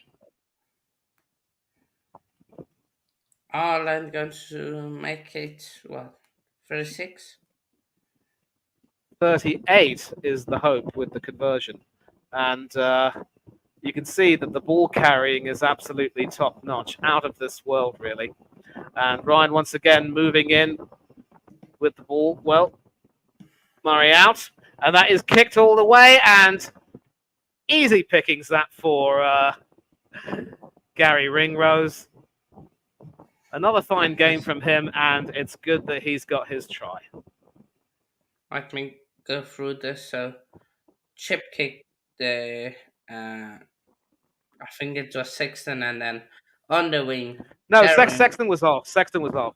Oh, so then the replacement fly off. Crowley, Jack Cross. Crowley, the number 22. And he found Ringrose coming in, and Ringrose had the sense to sort of come in a little bit closer to the middle from wide so that the conversion would be a lot easier. Brilliantly caught, and yeah, it was Crowley. He sees Ringrose is free and then puts a kick over the top and into play. And I'll tell you what, that chip class was brilliant. Scott Hastings, former Scotland international, for a time his nation's most capped player on ITV, saying, a team from performance from Ireland. Scotland have thrown the kitchen sink at them. Ireland have just been solid and clinical with the ball. An absolute masterclass from Andy Farrell. And of course, that all came from Richie Gray conceding a penalty for hitting Josh van der Fleer off the ball. You just can't do that, really. And yeah, you can't. And England, I believe that was I believe that was Crowley, in fact, who tried to attempt the conversion, but he sent that against the post. So it is Ireland 36, Scotland 0. Yeah, England struggled against Samoa. Samoa was in the lead until on the 72nd minute. Then England came back. So yeah. And George Turner is off to be replaced by the number 16, Ewan Ashman. And Scotland's hopes, of course, of qualifying for the quarterfinals are well and truly in ashes. Yeah. Conor Murray, out to Crowley. It'll be interesting to see what happens. Kelleher. The Scottish coach and even some of the Scottish players. Because I definitely would like to see. Sorry, go ahead. No, I was just saying because Scotland rugby won't be accepting such a humiliating defeat. But yeah. You going to say, Manny? Yeah, I also want there to be checking on the Schumann Sheehan fight because that was absolutely ugly. It has to be said. You never want to see that sort of action taking place, and Schumann was literally giving it with both barrels. It must be said. Well, he is a South African, and we are known for giving him our all when the fight does break loose. So yeah, Thankfully, not in the cricket. yeah. But if you do it in cricket, you're um, getting a big fine if you do that, and not controlled by the number 23 from Scotland, and it will be a scrum. So Yep, Ollie Smith once again having another sort of black mark in his copybook, and you can see how much it means to Bundyaki there. yeah, 501. Thanks for the update. Yeah, yep, everyone, and if you can, drop a sub and like, it will be appreciated. Tomorrow there will be loads of watchalongs,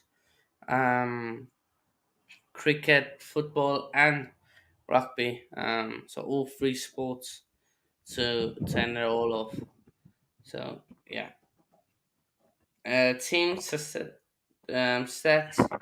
ball carries from Ireland 86, and Scotland 126. Ireland have made a few. I've made just a bit less meters than Scotland, but yeah.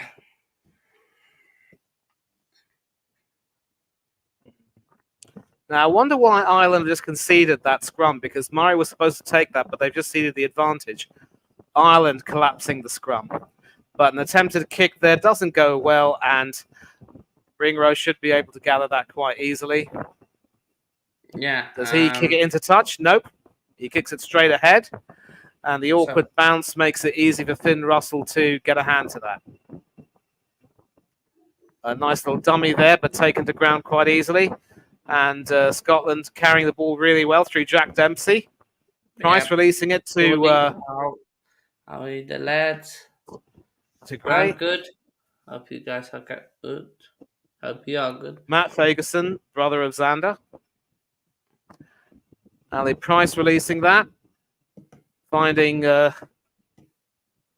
Tuperlu. And it looks as though Scotland will have what looks like a consolation conversion.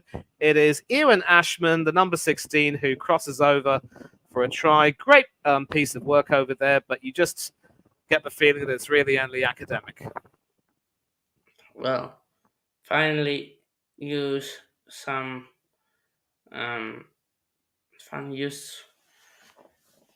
use a bit of quality they have. Yeah, it was all from Jack Dempsey and his terrific ball carrying skills.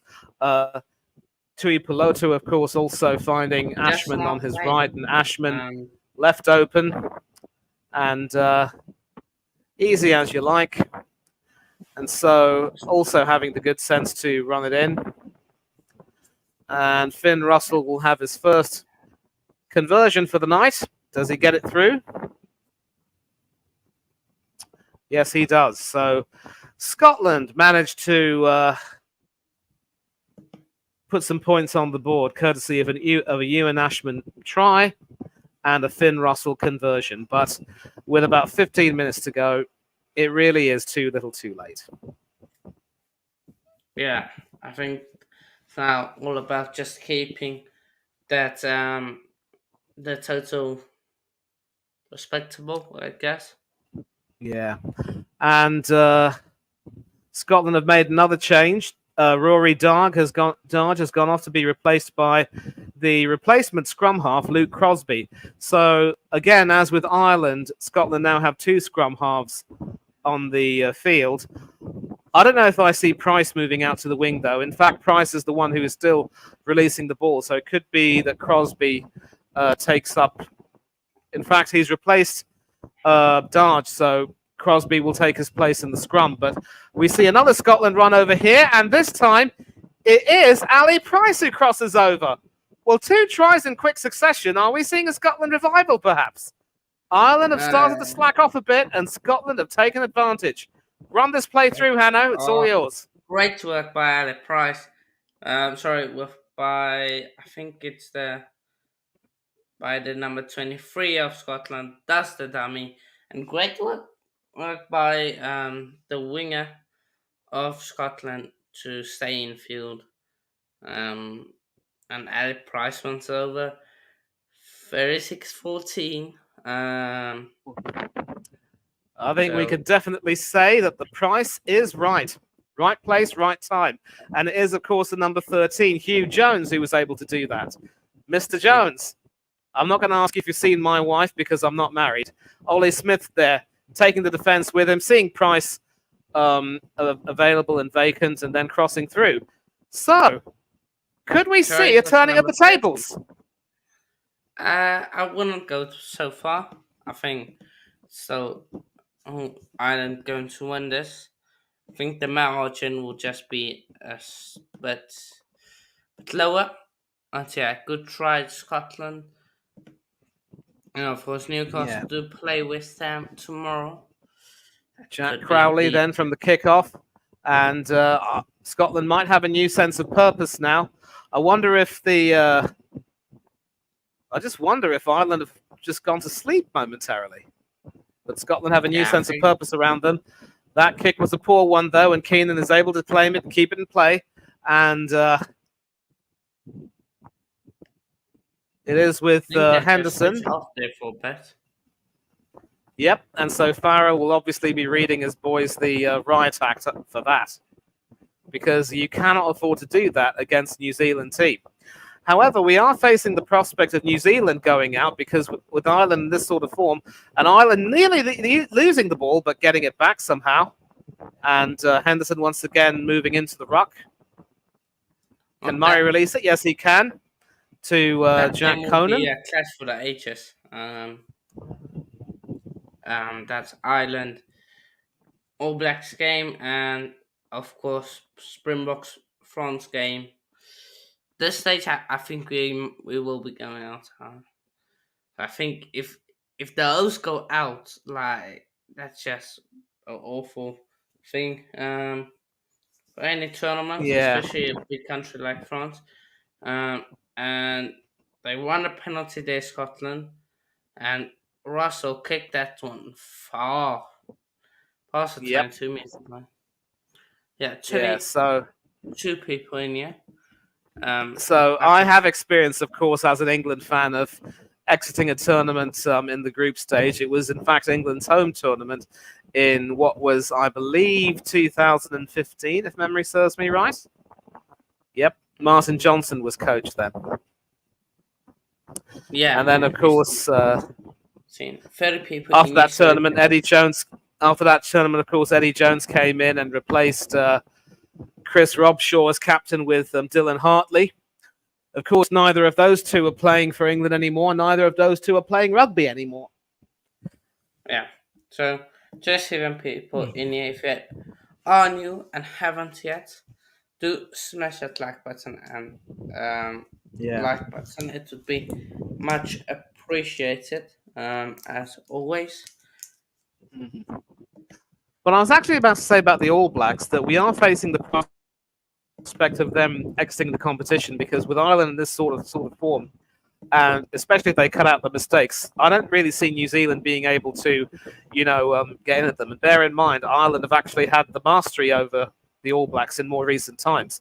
So we could see the All Blacks in the state of renewal once again with the likes of Sam Whitelock, Bowden Barrett, Aaron Smith, and several others with at least 100 caps to their name, possibly having played their last test in an All Black jersey. Yeah, it could be. It could be that one. There's so much on the line for both teams in that one because I think that it would be Sexton's last game, Murray's last game, Maybe Omani's. Yeah, Omani, Ringrose. Well, And World some Cup pretty game, poor I would say.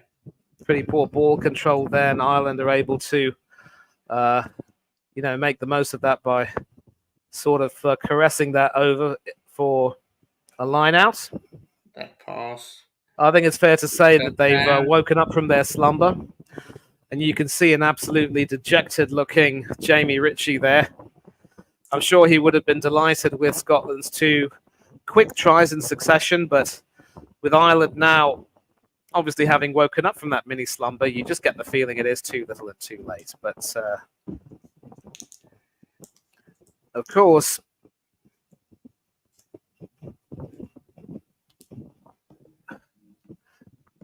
Ireland are still so far ahead that even if Scotland score 3 unanswered and converted tries, they'll still lose by a point. But at least they've shown that they are still quite capable, and maybe after their established stars retire, a new team can be built around Ritchie as captain. Russell also needs to get his act together to continue to stay in the team. But Ireland have won the ball back. Pretty sloppy play that from Scotland. And it is Jack Conan, number 20, who was able to run it forward. Murray now passing it to number 17, Kilcoyne, the backup loosehead prop. Jack Crowley once again kicking it high and forward. That should be claimed. I believe Ollie Smith had control of that, and he did. Duan van der Merwe, who will try and move forward, but easily sent back. Price out to Gray. Dempsey. Scotland have improved offensively in the second half, has to be said. Yep. Yeah, but 10 minutes to go. It really should be too little too late. And Ireland have woken up and they're pounding Scotland into the ground, it must be said. Russell. All the way out to Jones. Ollie Smith, who's been sent into the ruck. And van der Merwe doing a good job of releasing that. And Ashman, who scored Scotland's first try. Rory Sutherland, who replaced Schumann. Price, all the way out to Russell, who kicks it forward. Does that go into touch? Nope. Hugo Keenan catching that perfectly, and we have a stoppage in play. Not too sure why. We're going to find out.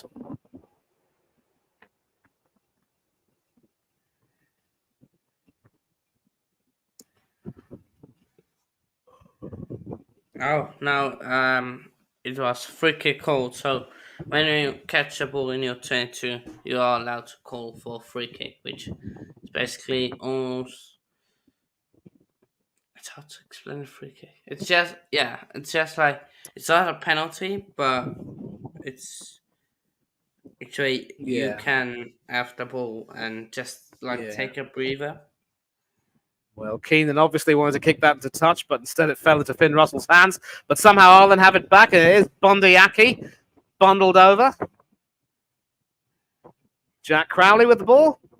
And Kelleher now moving forward quite well.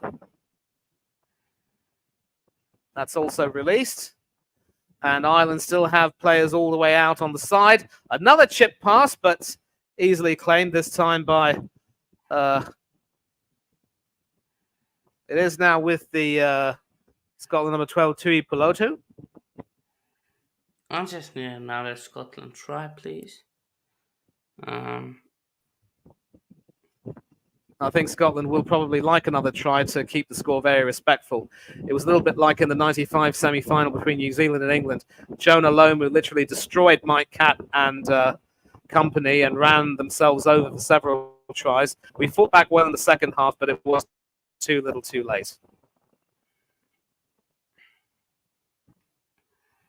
And of course, even more tragically,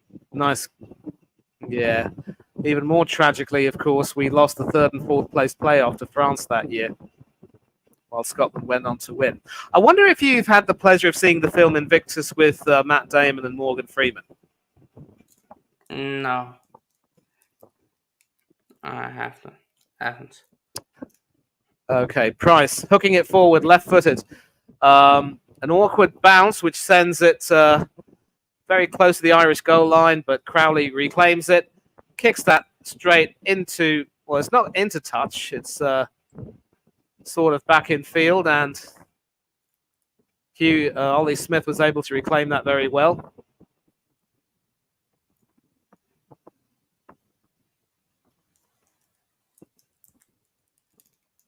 Another Scotland ruck.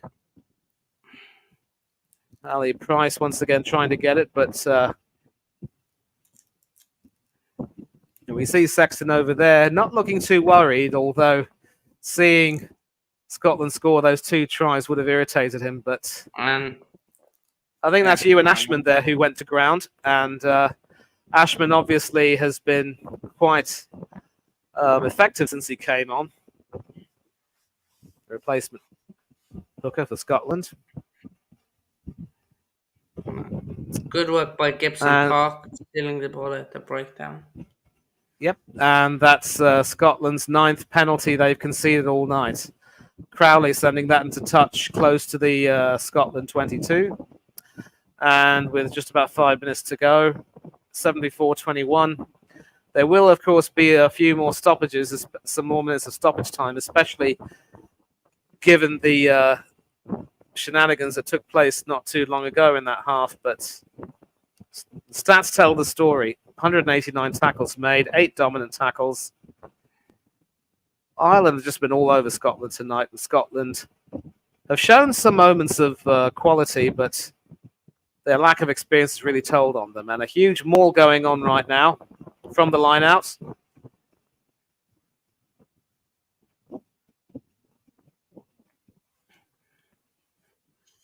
And some more snappy passing leading to a ball being carried over very well. It is with Aki now, who catches that cleanly and moves forward quite well. Conor Murray releasing it. And that is, this time around, it's Crowley who gets it to Jack Conan, I think. Murray to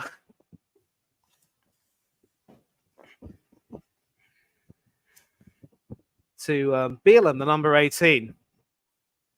Finlay Beelan, the replacement tight head prop.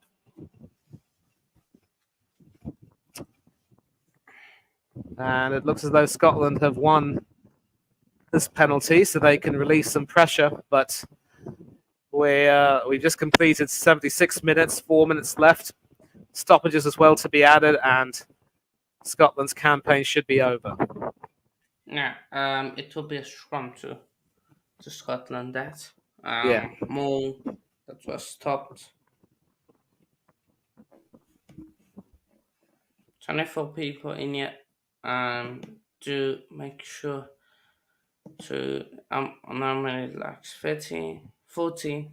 Yeah, if you can get that up to around about 2018, that would be good.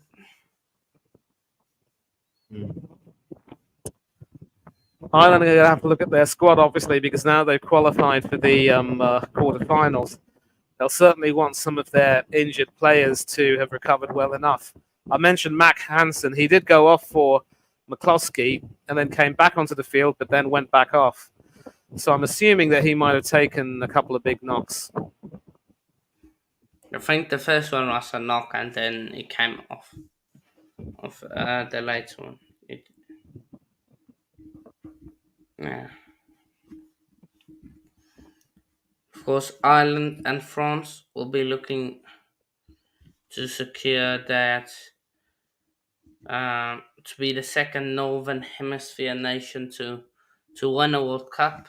I'm not saying Wales because I don't expect Wales to get past the semi-finals. You do realise that Wales will be coming up against England, and England have certainly looked error-prone. Who says England will qualify though? England have already qualified for the semi-final, for the quarterfinals. Yeah, but yeah. Yeah, but England. How Wales will beat you lot? But look, there are some tasty quarterfinals going Right, on. so as you've said, it's a Scotland scrum, and some more time has been wasted. We might probably go towards stoppages, the time added on. We'll see. And the scrum once again getting collapsed, but it looks as though Scotland are the guilty party this time around. Just blow the final also. If nothing's going to happen. And you can see Ian Ashman there, disappointment on his face. And instead of going for the goal, Crawley opts to kick it further into touch. Barely 5 yards from the goal line.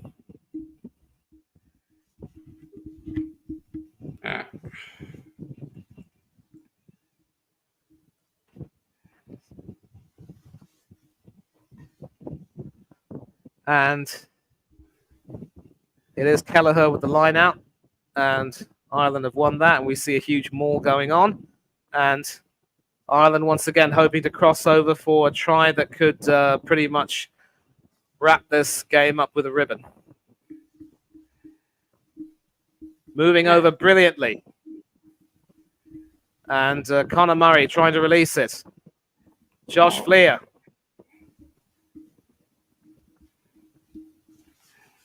Or Fly, I don't know. Come out? Yeah, it does come out.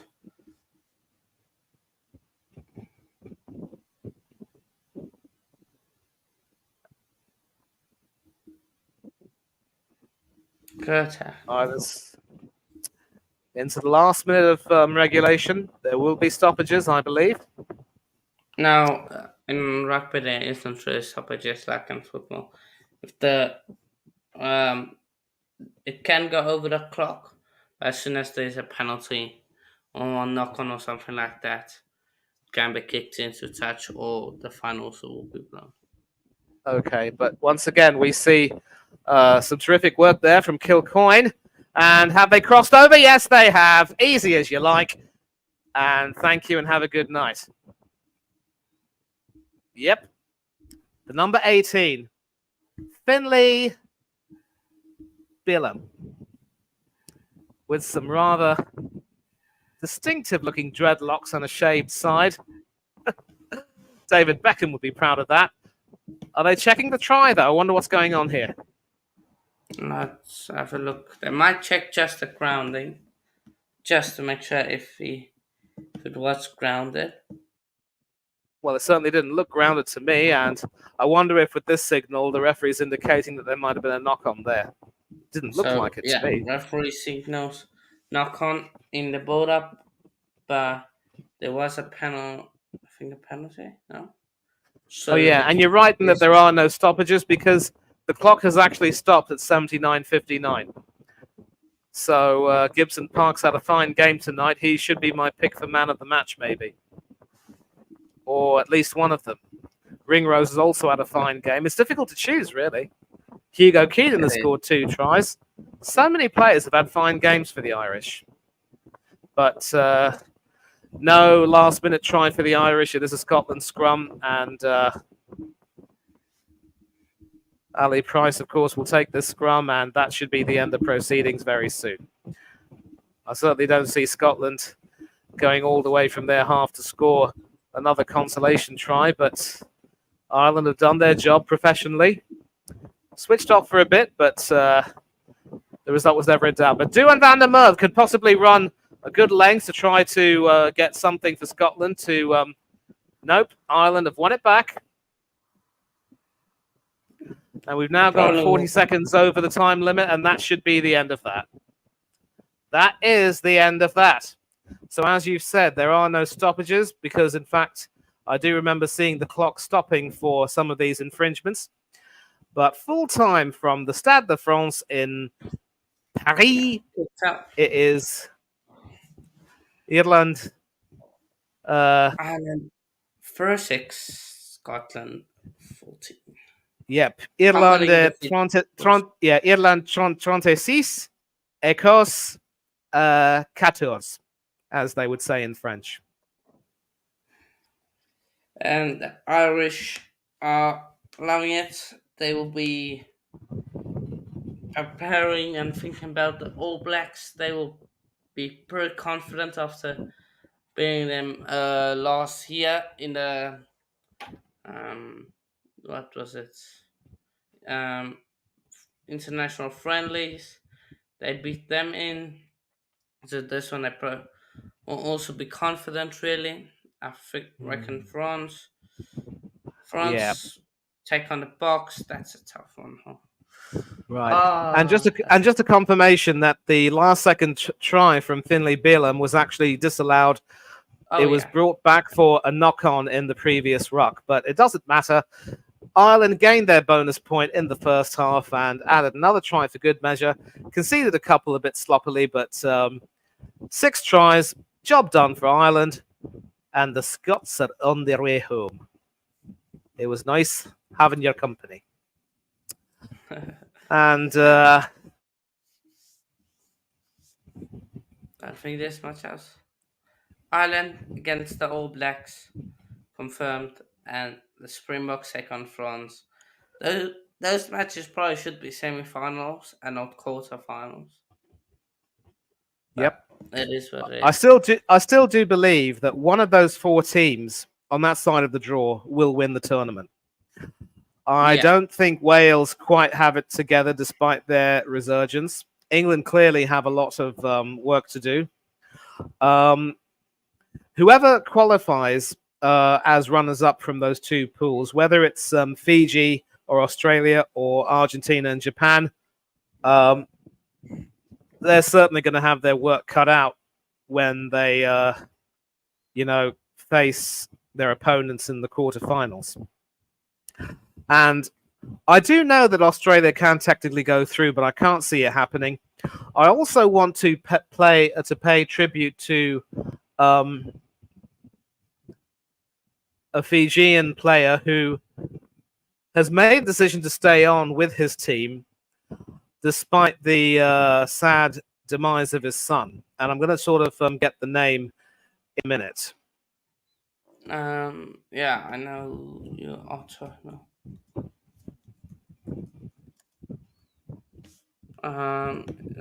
It Yes, is. it is Joshua Tuisova. With 1 point Yeah. needed to make the quarterfinals, Tuisova will sacrifice attending his 7-year-old son's funeral in order to represent his country for the crucial final pool match against Portugal. Absolutely historic. And we're not going to get into the arguments of whether he's right to do what he's doing, because obviously, there are a lot of discussions involved.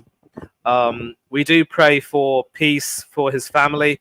We do pray for a peaceful journey to the Lord for his son, and hope that the family will find some strength and courage to move on from this devastating loss. And as for Joshua himself, I hope he will also be given strength and that his teammates will rally around him. Yeah.